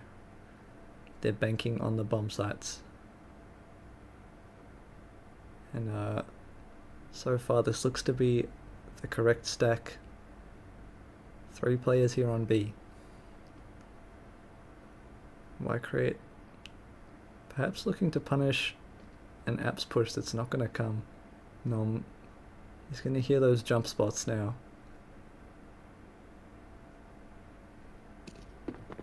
And here they come. Exploding out of the B apps. Nom is going to be the first one out. He's going to find the frag onto Arctic. A second one onto LZJ. Keo manages to find one of his own, but Nom with 3 kills on the entry. That is huge from him. That's going to give them full control of this B-bomb site. They're going to get the bomb down. Neo goes down to Rainbow in mid, and it's just tidy.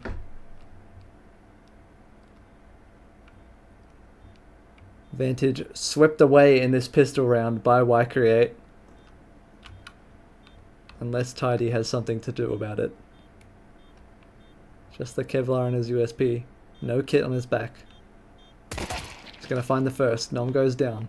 Looking to push out of market, but he really doesn't have the time for this. Even if he finds the kills, the defuse is not going to come through. He's going to take out Tex as well. Showing off that aim. Aiden swings out from apps. He goes down as well. Rainbow does find the headshot after Tidy massacres his team. But to no avail, as there is no defuse, and the round is won by the terrorists. YCreate, they put themselves on the board first here. And they'll be looking to convert on that in this second round.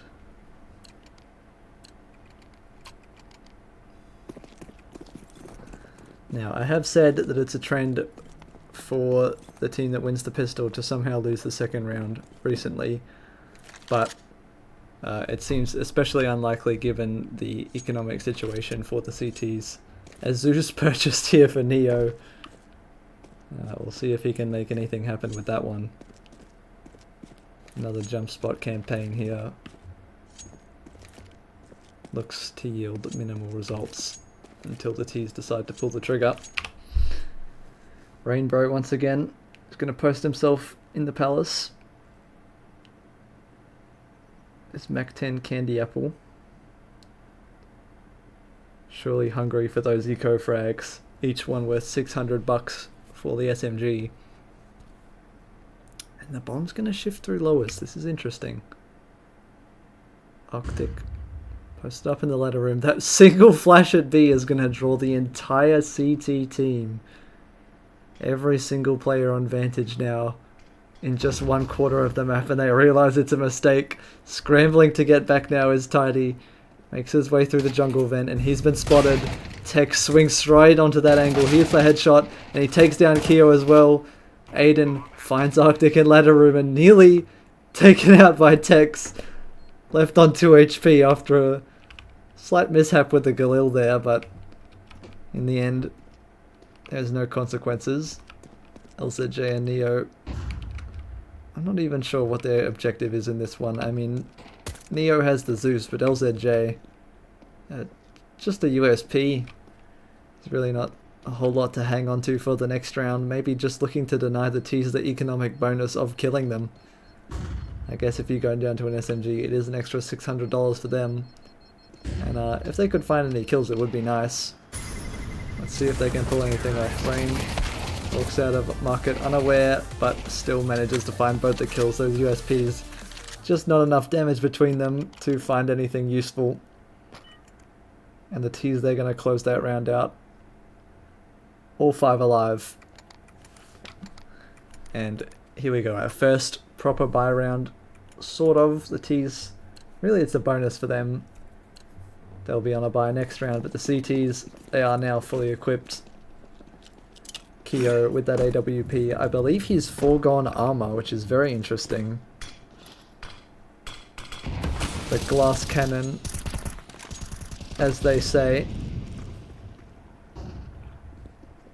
We'll see how hard it shoots, or will it shatter? Here comes the palace push. Smoked off in jungle. Tidy with the best opportunity to deny this. And he finds one onto Nom. Flying back to CT now. That molly comes through and holds them deep in there. Tex gets Neo through the smoke after he finds Aiden. In 4 versus 3, the CTs with the numbers advantage. The bomb dropped on the bomb site. Arctic on the smoke fade. Looks to make something happen. He's going to take down Tex. Swings into Astron as well. Takes him out. And Rain, the last player. LZJ is going to tap him out with the USP. And it's the first round on the board for Vantage.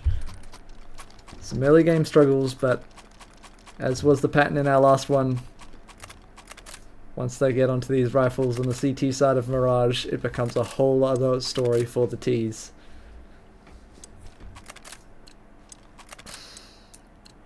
And I'm noticing Rainbow. I'm not sure. There he goes. Sorry, I noticed that he hadn't quite purchased armor, but he noticed and luckily went back to grab that for himself. Tidy, an early position in A main, but the majority of the T force is just charging their way down mid, all in a line here. Look at them on the map.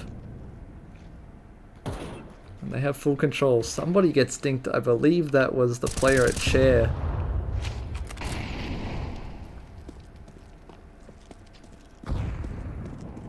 And they're going to retreat back up to top mid. Nom has lurked his way into window. Boosted up. They might not be aware of this.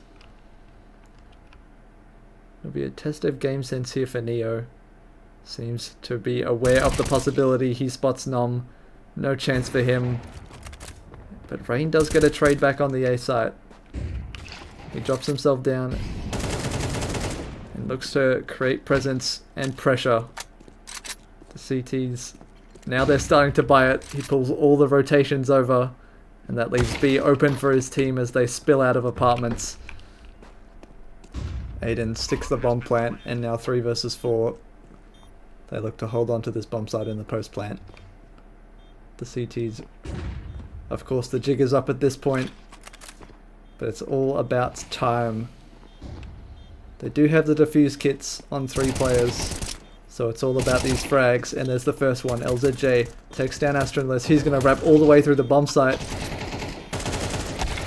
Gets taken down by Tex though. He's found 2 from map so far. There's the third one. 4 required for this clutch. Neo taps the bomb and swings into it. He can't stick. That flashbang forces him off the bomb. And Tex, not quite the 4K, but he is going to close out the round. 3 kills coming up huge on the post plant there. Locking things down for YCreate. Neo, a solid effort, 4 kills in the round, but it's just not enough.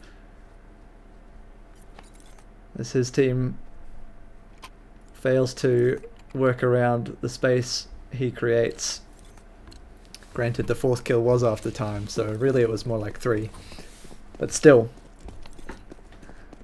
that's big impact not being felt on the scoreboard.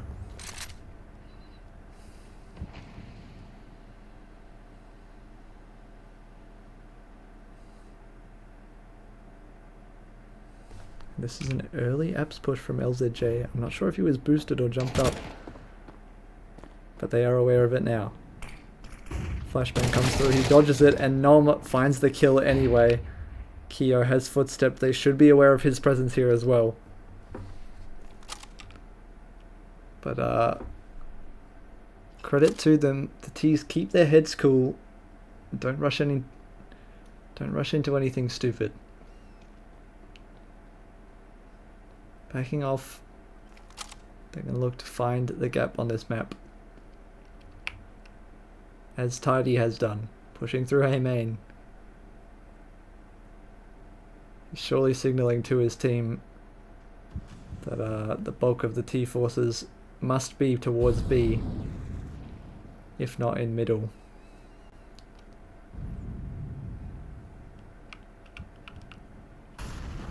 Rainbow, he's walking all the way up short. No one's even hearing this. Arctic might have spotted him there, but he might also not be aware. They don't seem to know. Rainbow springs out from behind the pillar and finds one. Keo good for 2 in the apartments, but the rest of his team unable to secure any frags.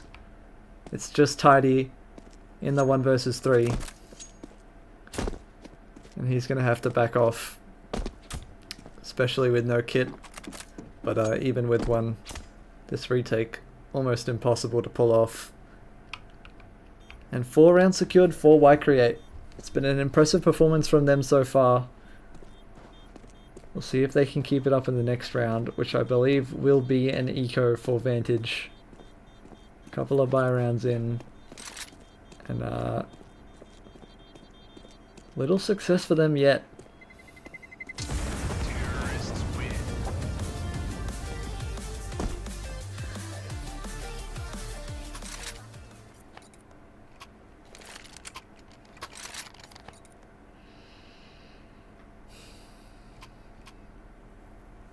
We'll see just how small or big of an investment the CTs choose to make.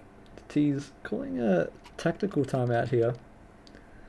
Perhaps just want to give their plans a once over, talk things through one last time.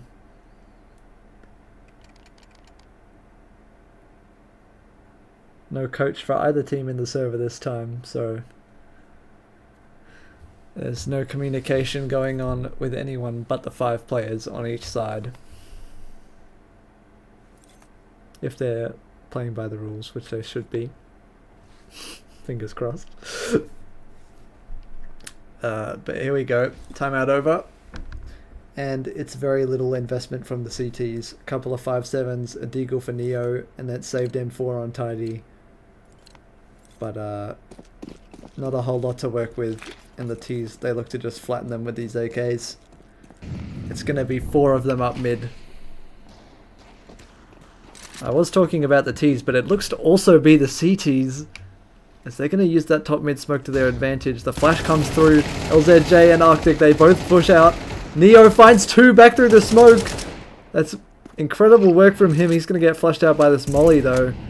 And Aiden does polish him off. Tidy though finds the kill. A lurk on A. Unsuccessful. And Keo, not sure what happened there, but perhaps the USP just not good enough to find one. Tidy somewhat forced to gamble here. He really can't have any way of knowing which bomb site they're going to choose to hit. And if I had to guess, I would have said that the play would be to send one out on B without the bomb to see if it's clear. But Astralis is going to go into A alone. He's going to try and stick this plane in the smoke. Tidy does let him get away with it, but Aiden still very far away. Tidy, he can't know it, but this defuse is completely free. If he just gets on the bomb right now, the round would be over. But he instead lets Aiden get back into this. He does hear the footsteps. Aware of his position, he swings in and finds the kill. A 1 versus 2 from Tidy. And he manages to win this eco round here for Vantage. That's big for them economically. Of course, any round is important on the scoreboard, but look at their cash now. All 5 players up to $5,500 or more. Plus the AK saved. That is massive from Tidy. And I would even say somewhat of a misplay from YCreate. Granted, they didn't have much info after Tidy disappeared from the A bomb site. But if they had just sent a player to clear B, at the worst he would die and then A's open. And in the best case scenario, B's free and you just rotate the bomb over. I'm struggling to wrap my head around the logic behind that play. Regardless, they can't turn back time. And Keo, he's pushing them back out of these apartments. This aggressive peek with the AWP. He's found 2 already and looking for more. Rain, tail between his legs. He's just going to run out of there. Drops the bomb off. Maybe going to look to reclaim the space now, but he's going to have a tough task in doing so against this AWP posted on the close angle. Does swing across it. Manages to survive the initial confrontation. A little bit of space gained, but nothing more. Keo still looks to find this kill. Manages to get the reload off. And Rain! That's an incredible shot with a Tech 9. He drops down onto the bomb site now. AWP going to be picked up. See what he can do with it. LZJ peeking from short. Goes down as well. Arctic jumping out of market window. A little too greedy for this underprepared player. But he's picked up the AWP and he's making things happen. The 2 final players on YCreate now. They're going to bring the bomb in through apartments. And Rain has kept complete control of this bomb site. Neo does drop the bomb from short. And YCreate not looking to get ahead of themselves. Rain is going to safely recover that bomb and get the plant down. The CT's petrified. They do not want to walk into this scope. Rain just barely doesn't spot Tidy on the market window. Tucks himself back into bench. He's going to find the shot on Neo. On for the ace here is Rain. Tidy, he might walk into it as well. There it is, Rain. What an ace. From the depths of an eco around, his Tech 9 finds the opening kill. And the AWP, a monstrous 5k, hands YCreate around. They never should have had a chance of winning. Keo would have been feeling good after those first 2 picks in apartments. But now, he can't help but shudder at the fact that his AWP was the root cause of that loss. That is gut-wrenching for Vantage.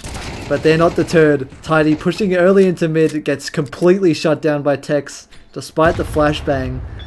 Keo's going to look to peek out from the connector here with this Deagle, spraying wildly through the smoke. He doesn't find one, but Neo does. Through the wall of window, I believe. And he takes out Rain as well on A. Surely not back-to-back eco rounds. This would be ludicrous. But 3 versus 3, Rain drops the nice shot. He has to give kudos. Little does he know, it was actually quite an easy one for Neo. He was standing dead still, and Neo almost takes down Aiden. 6 HP, just 1 more shot required, but he doesn't find it. In 3v2, the T's maybe feeling a little more relaxed here, but the round is far from over. Aiden on this low HP, vulnerable to the 5-7 of Arctic, pushed up into apartments. He would have heard the footstep in lowers. And Aiden, he's walking straight towards them. Arctic, ready for this. Doesn't manage to find the headshot.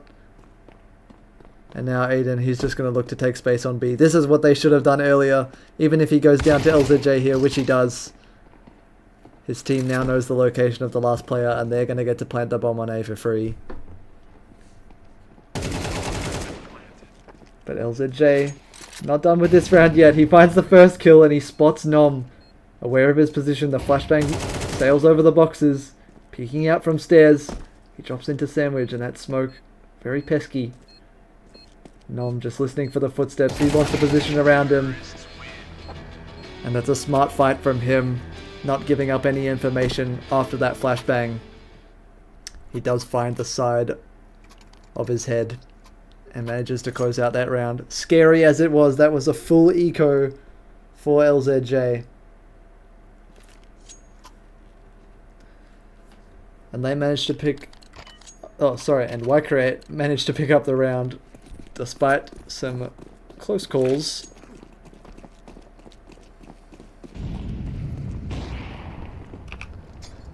And Tidy, aggressive into A main once again here. He peeks into Tex, not quite ready, but the adjustment is there. He finds the headshot. The bomb positioned in Palace. Stuck behind a Molotov for now. As Rain retreats off of top mid. This might have been heard by Neo, who spots him jumping up to the TV room balcony. But, kill not quite confirmed. Rain escapes with his life. But Neo has walked back to short and he hears the footsteps. Tidy goes down in A main meanwhile. A little overzealous on that push. Astron punishes it with the Tech 9.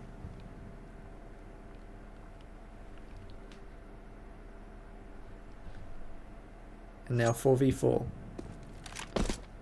The T's anxious of a push. They know there was a CT towards top mid. And LZJ, he takes out Rainbow with the HE. Stuck on the window there, it looked like. He goes kaboom. And now it looks like the play here for YCreate is two T's. They're going to fake this A push. They're going to make it look like they're hitting it with everything they've got. Nom goes down to Keo and so does Astron. But it has been enough to pull the B players away. He's got to go quick before they realize. Aiden, he does have the bomb on his back. But he's been spotted now by Neo. Throwing that Molotov. He looks to get the kill and he does confirm it. LZJ silently swings into him. Aiden, desperate to get that plant down, running out of time. Doesn't quite manage to pull it off. And it is going to be a third round confirmed here for Vantage. And another timeout taken for the T's. A weird economic situation for them. Two players with fairly healthy economy. The rest of the team not so much. They're going to reset and maybe pull out a pocket strat. Something that they've had pre-planned for just a situation like this. We'll see what they've got.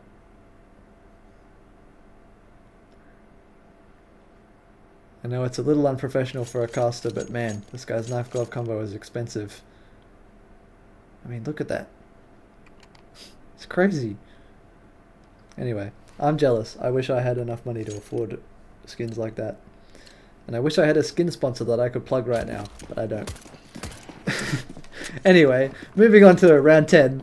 The T's are going to be mostly on a full eco here, I think. A couple of AKs purchased, but the rest of the team working with low weaponry.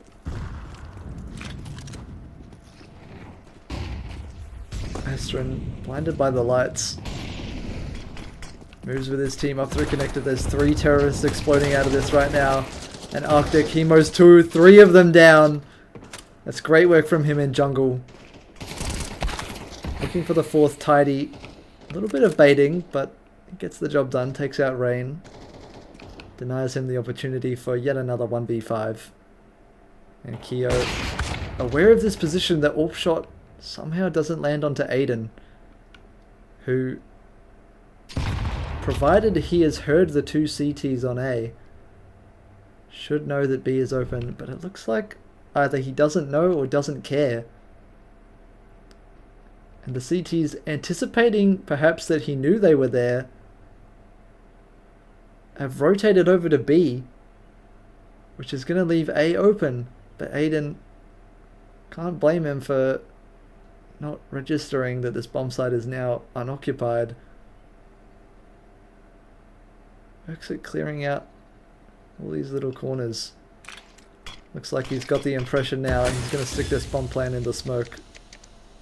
And the CTs, they realise their gamble has not paid off. They're going to have to walk back in swiftly now. There is a kid on LZJ for this retake. 1 versus 2, Aiden. In a very safe position underneath the palace. He's going to hear both players. Swings out and does not find the headshot onto Tidy. It's a good attempt, but in the end he cannot close out this round. And the CTs, they're going to pick up their 4th in the half.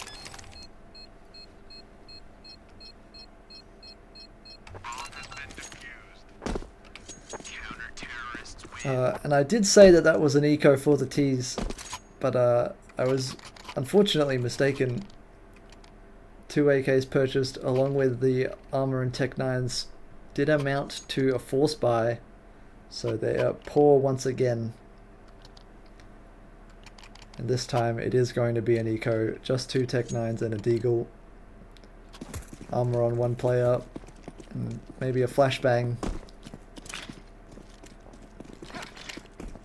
But the round is far from their grasp unless they can have another miracle play. I shouldn't count them out of it yet. We've seen what Rain can do with this Tech 9 and a weapon that he picks up after getting a first kill. But this time LZJ is not going to let him have that luxury. Or will he? Tex gets him after the first. P250 finds the frag. Rain gets that bomb down. And Keo this time coming in from short, along with Arctic out of apartments. Sorry, out of market. They're going to clean this up. It's just the last player, Aiden. Knows it's planted for him, but anxious of a lurk. He doesn't know that there's actually no one there. And he's going to feel a little bit silly. Saving just a Glock. But realistically the result was the same either way. Had he swung, not much chance of finding any kills. And they're still going to have enough money for this full buy. With the bomb plant, they've got more than enough for everyone to get AKs and full utility.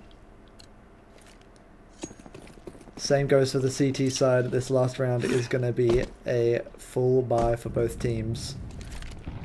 A real test of firepower. Keo's going to blow open the smoke. Oh, and he spots a player crossing mid, but doesn't hit the shot, falling off the wooden, whatever that thing's called. But it's great work from Arctic at short to get 2 kills back. Astronless finds Tidy on A, and now Neo has to hold this bomb site all on his own. He finds 2 kills. Rainbow goes down despite the flashbang, and Aiden once again is left in the clutch. He finds a 1-tap onto Neo, that's disgusting. Goes for a second onto Arctic, but it doesn't land. And the spray falls short. Arctic finds the kill, and it's a 6-6 half.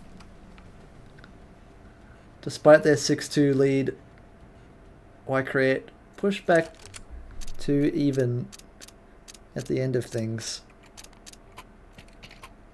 And now we'll see what Vantage have cooked up for their T-side rounds. I'm going to stop spectating Arctic because he keeps clicking his Glock. And we're going to get into things. And it's going to be an A push. All 5 players towards that bomb site. And just 2 positioned here for the CTs. Rainbow and Astron both in towards CT. Astron a great 1-tap onto Tidy. And Rain finds a second. Aiden tries to swing out from jungle, will chip in, but he doesn't find anyone. Astron though, a second headshot. Makes a lot of noise jumping up there. But the T's are both pushing into jungle. They want to move to the other bomb site as they know it's likely unoccupied, or at least feint that they are doing so. And here they go, both players into lowers. Nom, he's hearing a lot of sound here. But called back by the T's to their credit. Arctic knows it won't be so simple as just going B. And they might look to reposition towards A. Waiting for some sort of a sign, any aggression from the CTs, but it's not going to come. Positioned far, far away from middle. We're in for a slow burn here, folks. There's the T's. They're going to look to reroute towards A. Mad walking all the while. Beating a silent move forwards. Little do they know it's pointless as there are no CTs anywhere near them. Arctic taps the bomb. Astron gets another one tap in this round, my gosh. His impact in this pistol has just been remarkable. LZJ is going to try and stick the plant. He does get it down thanks to some whiff shots from Nom, but in the end is not going to be able to pull the pistol out again in time. And the CTs, YCreate, they're going to take their second pistol round of this game.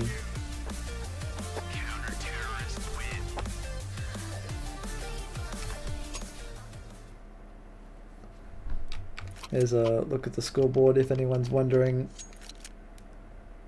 how the players on each team are performing so far in this game. Here's a look, Rainbow on top for YCreate, Neo leading the way for Vantage. And here we go, for our second round of the second half. It's going to be a force buy for the T's. Looking to make something happen, they want to get their way back into this game quickly and I would say quietly, but it's probably going to be pretty loud.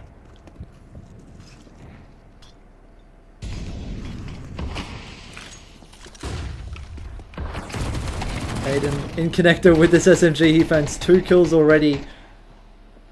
LZJ poking through the smoke, doesn't quite find anything. And Nom swinging out from short, he's going to get Neo. Aiden capitalizes on his third in the round. And just one player left, Arctic. Is being wrapped upon by Aiden. Albeit very slowly. It might not even come in time at all. The bomb is dropped in connector, so no hope of Arctic for getting that down. 35 HP just left on him. He wants to find a kill, and he's not going to get one. Nom, instant headshot. Closes things out. And a conversion round for the CTs puts them at 8-6 in this game.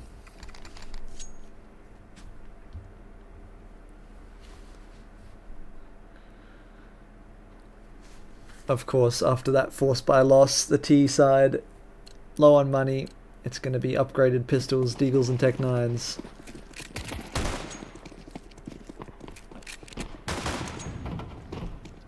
And Astron positioning towards B with the AWP. I feel like I'm getting deja vu from last half. Keo with the same play managed to get 2 picks. Astron not so lucky, doesn't find a single one. And forced to fall back now, fully blinded. They're going to waterfall out of the apartment. So aggressive, this is Arctic. Goes down to Nom, unfortunately for him. LZJ finds one onto Aiden, but Keo still stuck in apps with the bomb. Neo with 1 frag in mid. And Keo, despite that damage onto Nom, not enough to secure the frag. Nom with 4 kills on the B site defense, holds things down, stops anything getting weird. And they once again convert on that eco round. Now the T's, long last, they are able to buy.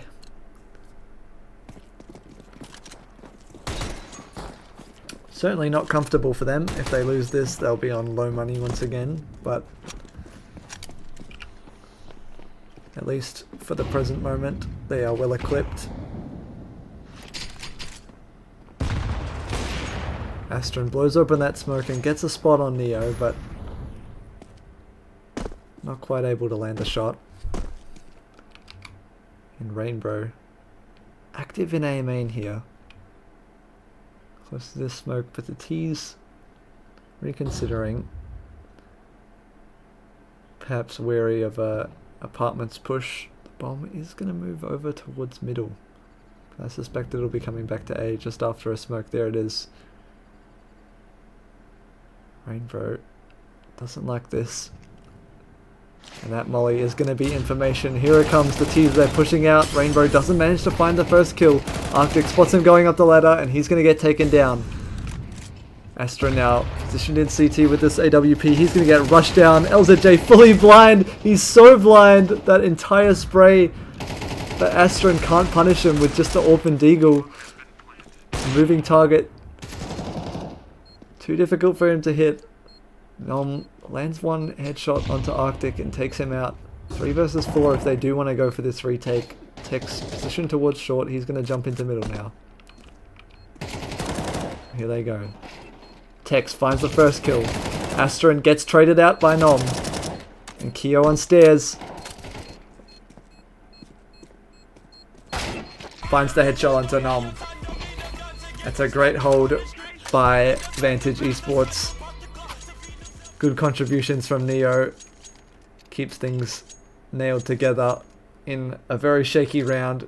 It could have easily gone YCreate's way. And with their money now in a bit of a strange spot, YCreate just going to take a timeout and discuss, for lack of a better word that I haven't already used. And it looks like it is going to be a full buy. Tex dropped over an M4 by Nom. Aiden going to be provided with a FAMAS as well. So a full buy, but not the strongest. The T's also with access to an AWP. And a pause taken. That's by Vantage. Not quite sure what the reasoning behind that is. Aiden inquires. Tech. We'll see if we get an answer in just a second here, I'm sure. Otherwise, this pause could be as long as 5 minutes or as short as 2 seconds. So it's really difficult for me to predict what's going to happen, to be honest. We'll just sit here. Unfortunately, we've got no face cams. This is an ESL Pro League. Not yet. Who knows? These guys could get there. They're on the right track in the circuit.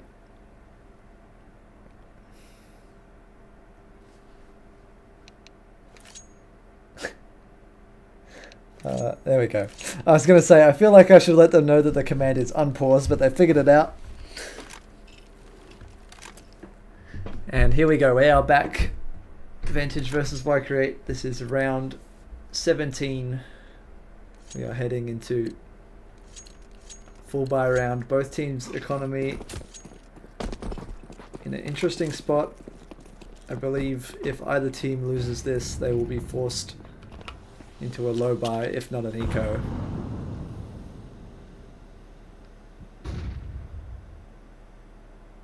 An interesting round here for the T's. 2 players in the lower tunnels. And wow, an explosion up mid from YCreate. Asian gets that shot onto Neo and takes him out of this round.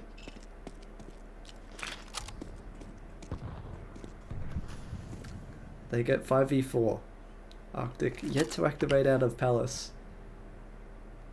Patiently awaits some over-aggression from the CTs. Unfortunately for him, it's not going to come, not just yet at least.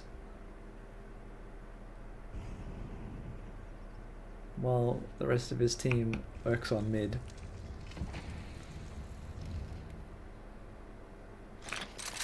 Keeping a smoke in window, they're going to look to boost in there. Perhaps aware of the possibility, Astron drops an HE, but doesn't clear for the boost up. Looks towards Palace, aware that's probably a position that Arctic likes to play. And the top con smoke is going to feign some sort of mid to B play, I believe. LZJ is going to walk through that onto stairs and catches Astron with the flashbang out. Unfortunately, his teammates out of A main and Palace get mowed down. Tidy on that Palace boost. He's going to find 2 kills now. The activation a little late but not unrewarding. He's found 3 kills in this round, and he's got the bomb. Unfortunately for him, just out of time. A few more seconds is all it would have taken to get the plant down there. So unfortunate for Vantage. Very close with their attempt in that round, just not quite enough. The margin for error a little wider than I might have anticipated, but still too tight for them to lose 3 players out of main and palace without finding a kill. Unfazed, they're charging into this round on a half buy, and Keo with a 1 dig onto Astron in window. That's the AWP dropped, and a lot of space taken. They're going to look to go up short quickly here. The saved AK on Tidy looks to be the hero in this round, and it's Nom. Tucked into get right, he finds the first headshot. Tex chips in another one. Nom, the 3rd kill, shuts down this short push completely. Neo, whew, a 1 dig onto Aiden, and Tex just barely surviving that high explosive grenade from Arctic. He's going to be thanking his lucky stars. Rain finds Neo in mid though, and that's the bomb dropped on Catwalk. Arctic, they do know he's here. The HE thrown earlier in the round, giving his position away, and now the footsteps. Doesn't look like Tex heard them though. The flashbang though is going to signal some sort of push. There it is. He's going to find Tex anyway. Taking down the 28 HP. 37 seconds to make this clutch happen if he can. Pushing towards short now. The M4 equipped. Nom pops his head up out of con. He gets the info. He's pushing. Signaled as his teammate. They can fight this together. Arctic swings wide into the open. The spray wild and unsuccessful. No headshot found onto Nom, who collects the kill.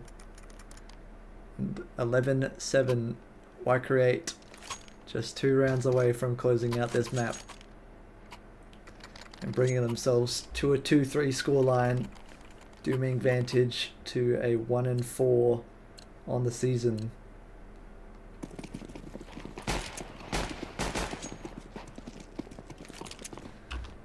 It's going to be a play towards B again. This time it's a full force buy, it looks like. Arctic once again working with that Galil.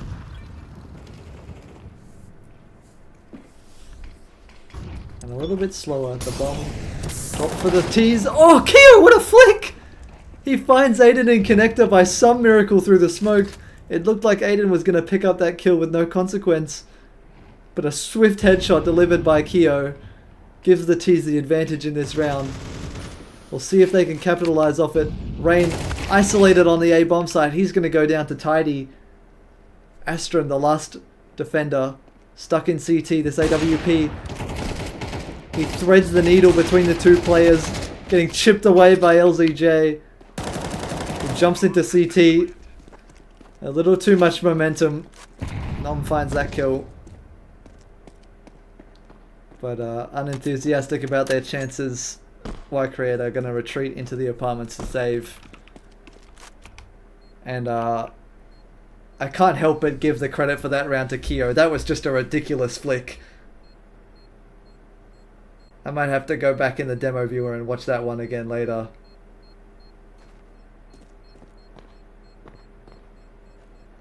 I mean, through the smoke as well. That's just a raw reaction shot, I feel.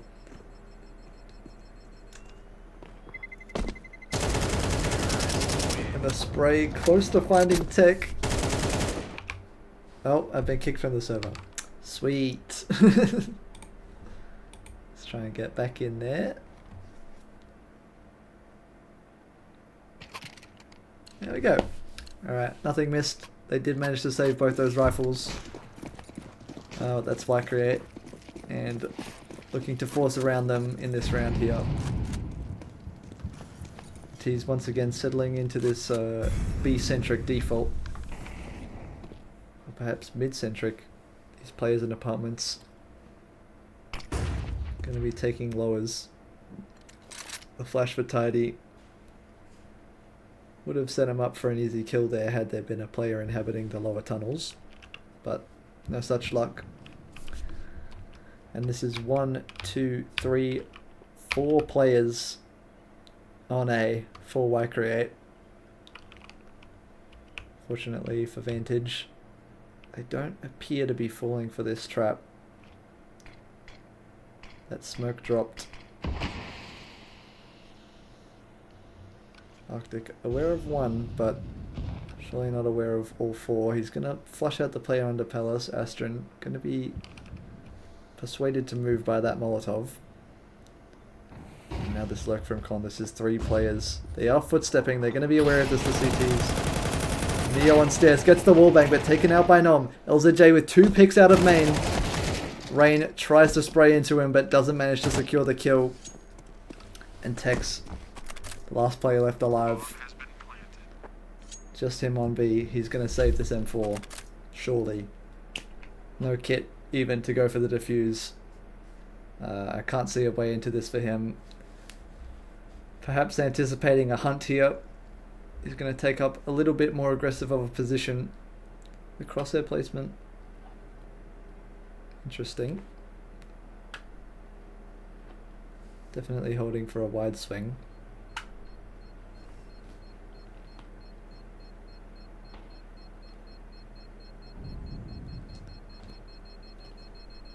And we'll see if Tidy will give it to him. Terrorists win. Not quite. So Tex manages to save that M4, but the round given over to Vantage. It's 11-9. YCreate. They found this match point 2 rounds ago. Sorry, not match point. We got to 11 2 rounds ago. So close to match point, but not able to reach it yet. And they say that 13th round is always the hardest. At this point it's in doubt who is going to reach the 12th round first. It looks like a much faster B play. Neo with that frag in mid. Goes taken down by Tex. He's going to come back towards B. This is the only rifle in the round, their only chance for a win. And he goes down without a second kill. LZJ is going to take him out, and the bomb's going to get planted. The pistols on the rest of the players for YCreate do mean that they are more likely to go for this, but with Nom picking up that AK, he's going to retreat back to CT spawn probably. Or T spawn, I should say. And Astron and Aiden looking to find exit frags with those USPs. Unfortunately for them, there are no players coming their way. Not unless LZJ decides to route himself through window and into market. Which he won't. And poor Nom is going to get sandwiched there.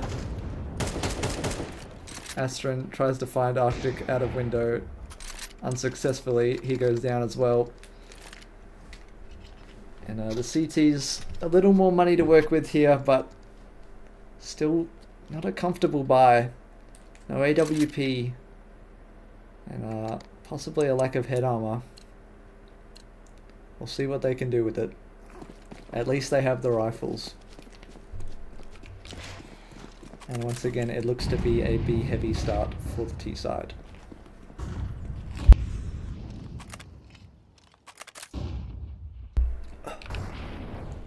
Nom footstepping on short here. Neo's going to be aware of his position, and Keo looks to punish these peaks. Spotted now by Nom. He does not want to get picked off for no reason. Backing it up. Astron looks to maintain control of Connector. I have no idea how Tex just got a flying M4 kill. Neo does take him down. He pushed up short and found the timing. Tex probably feeling a little sold out by Nom, who is going to repush and get punished by Neo. Another instant headshot. Tidy, meanwhile, found lurking through the smoking connector, as is Neo pushing up short to B. And Keo, the last one alive. The AWP in his hands.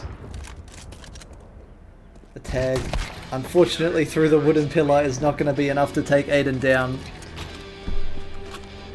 And the round dropped.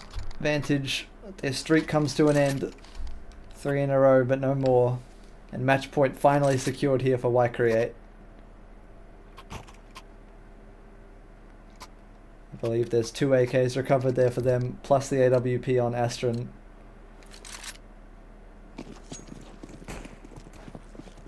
They're in a good spot to close this out now. The T's, meanwhile, still with a healthy economy. Should they lose this round, they should be able to buy into the next one as well. Sorry, should they win this round, should they lose this round, the game is over. So they'll be hoping to avoid that. Neo, he is getting so much pressure from the CT side. As is Tidy in main apparently. Goes down to Rain. Keo with the trade back though. Astron is going to drop that AWP, and the T's, they're going to take over control of this A bomb site. ZJ going to get the plant down in that safe default position. It's fortunate that he did so, as Rain almost lands the spray on him through the smoke. He did hear Neo jumping up here, but Neo's so sharp on that shot. Takes him out. Aiden may have given away a footstep here. I'm not quite sure. Neo, he was pushed up pretty far in A main, but he doesn't seem aware of the fact that Aiden's in Palace. He does have a kit and a smoke. The ninja defuse could be brutal here. LZJ, captain, going down with the ship. He was prepared to die to that bomb if he had to. Aware of the plan. That's a very cognizant play from him. And they look to take us to overtime here. 12-11, the CTs, not a lot of money left. There's going to be a couple of rifles, but a USP it looks like for Aiden.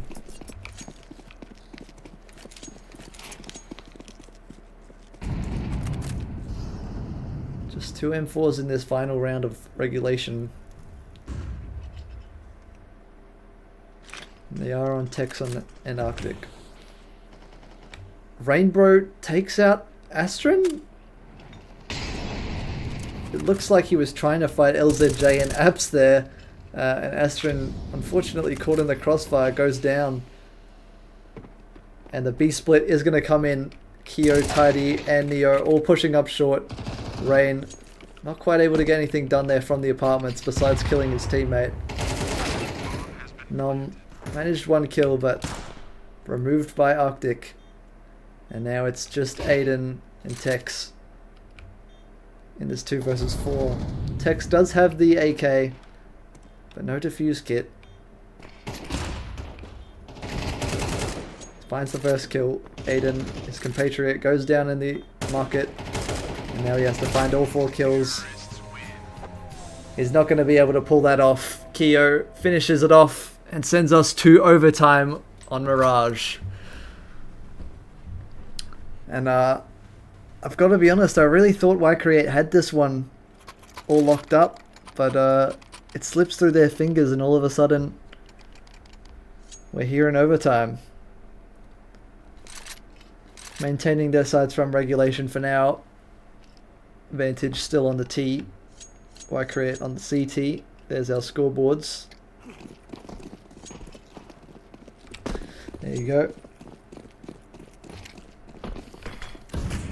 And Nom's going to go out a window early into lowers. There's no one in the apartments to receive him yet. LZJ, hearing that flashbang, has to be aware of this, but doesn't quite anticipate just how far up Nom could have gotten. Meanwhile, the rest of the T side going to be popping out of lowers. Doesn't work out for Keo. Tidy finds 1 kill, and Aiden, attempting to sneak away, gets caught. Stuck in the vent. Astron obliterated by Neo by that headshot. He's unaware of Nom on stairs. Goes down for free. Tidy, the last T left. The bomb is planted for him. He needs to find both these kills to close out the round.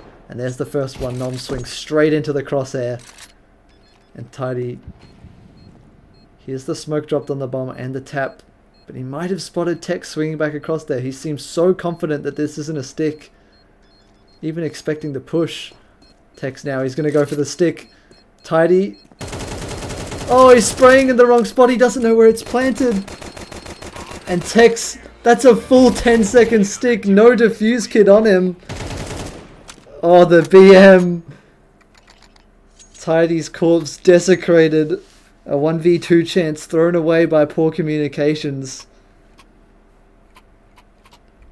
Or perhaps just a misunderstanding of how far away you can be from the bomb when you defuse it. I believe the bomb was planted next to the default box there, which is where he was spraying, but Tech's just so far away from that box while defusing the bomb. Tidy didn't quite anticipate it. Once again, the T's little presence towards A here. In fact, none at all. Also, Jay, I believe he got wallbanged through the pillar, not quite through the panel. Aiden looks to fend for himself on the lower stairs, and he gets Arctic as well. The rest of the T's position towards mid. Neo finds 1 kill.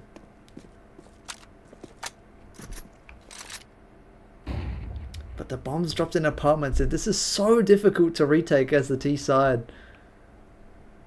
I mean, you've either got to go through B, jump up van, you've got to go through TV room, which is never easy to push through, or you've got to go through lowers. Keo, though, does take out Astron in market.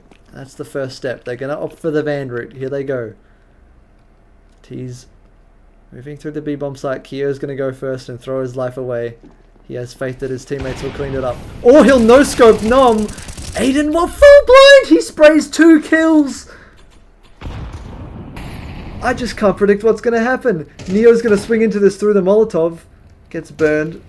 Forced backwards. Aiden, 9 HP. He goes down. Neo, he's going to swing into the second fight, but Tex, he lands the headshot and holds onto this round for YCreate. That was so close, my goodness.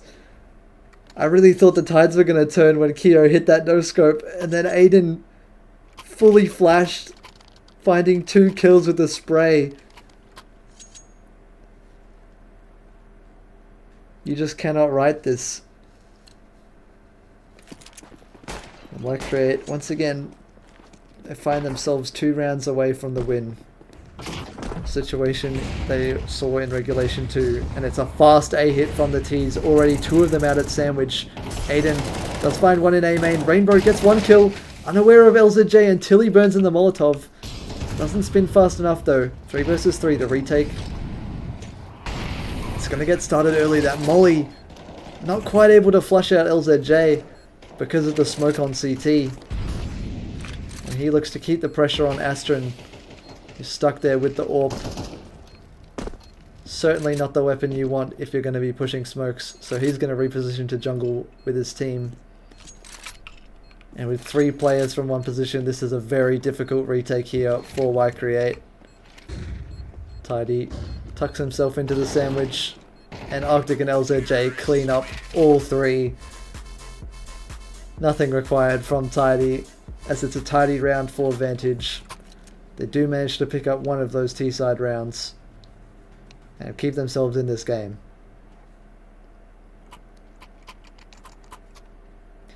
Back to the CT side. It's been a long time since both teams found themselves in their current position, with all of the second half and the first half of overtime. Perhaps a little rusty, but we'll see if they can reset. Tidy that utility into A main takes Astron down to half HP instantly. Without even spotting a player, the CTs have secured themselves the smallest of advantages in this round. And that's a big advantage for the T's. Neo searches too far into lowers and gets punished for it. Now the T's, they know that there must be a gap somewhere, And they're convinced it's not on B. As they're going to retreat out of apps. Ever patient. Rain. I think he was trying to fake the footsteps leaving Palace there. Has a lineup for underneath Palace. And the rest of his team going in A main. Tidy, he's going to walk into this. And Astron does get the no-scope. Keo, though, trades him back with the AWP. He's going to drop the Molotov. Nom runs straight through it, and a whiff shot from Keo. He's still alive underneath Palace here. Nom gets taken out, but Rain drops on his head. Does get the trade back. The smoke on CT a little too late there as Rain goes down to LZJ. Leaves his teammate Aiden in the 1 versus 2. The CT's not eager to get picked off. They're going to fall away here. And Aiden, not convinced. He doesn't stick the bomb plant yet. Or at all. He's never going to have time to pull this off now. Arctic, he swings out from on top of stairs. And that does allow Aiden the time. Barely 1 second on the clock. He gets the bomb down. And he sprays it to LZJ. 1 HP. He gets the warbang kill. And just barely Vantage managed to close out this round. It does not get any closer than that. A very, very nice try from Aiden. But just not enough. By the finest of margins, Vantage equalize and bring us to 14-14.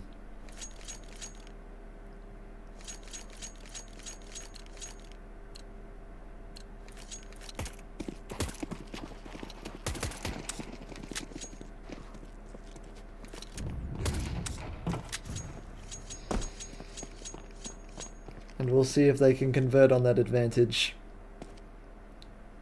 with the momentum now. It's aggression in towards A main again. Tidy and Keo, this setup worked so well for them last round. They're going to see if it bears any more fruit.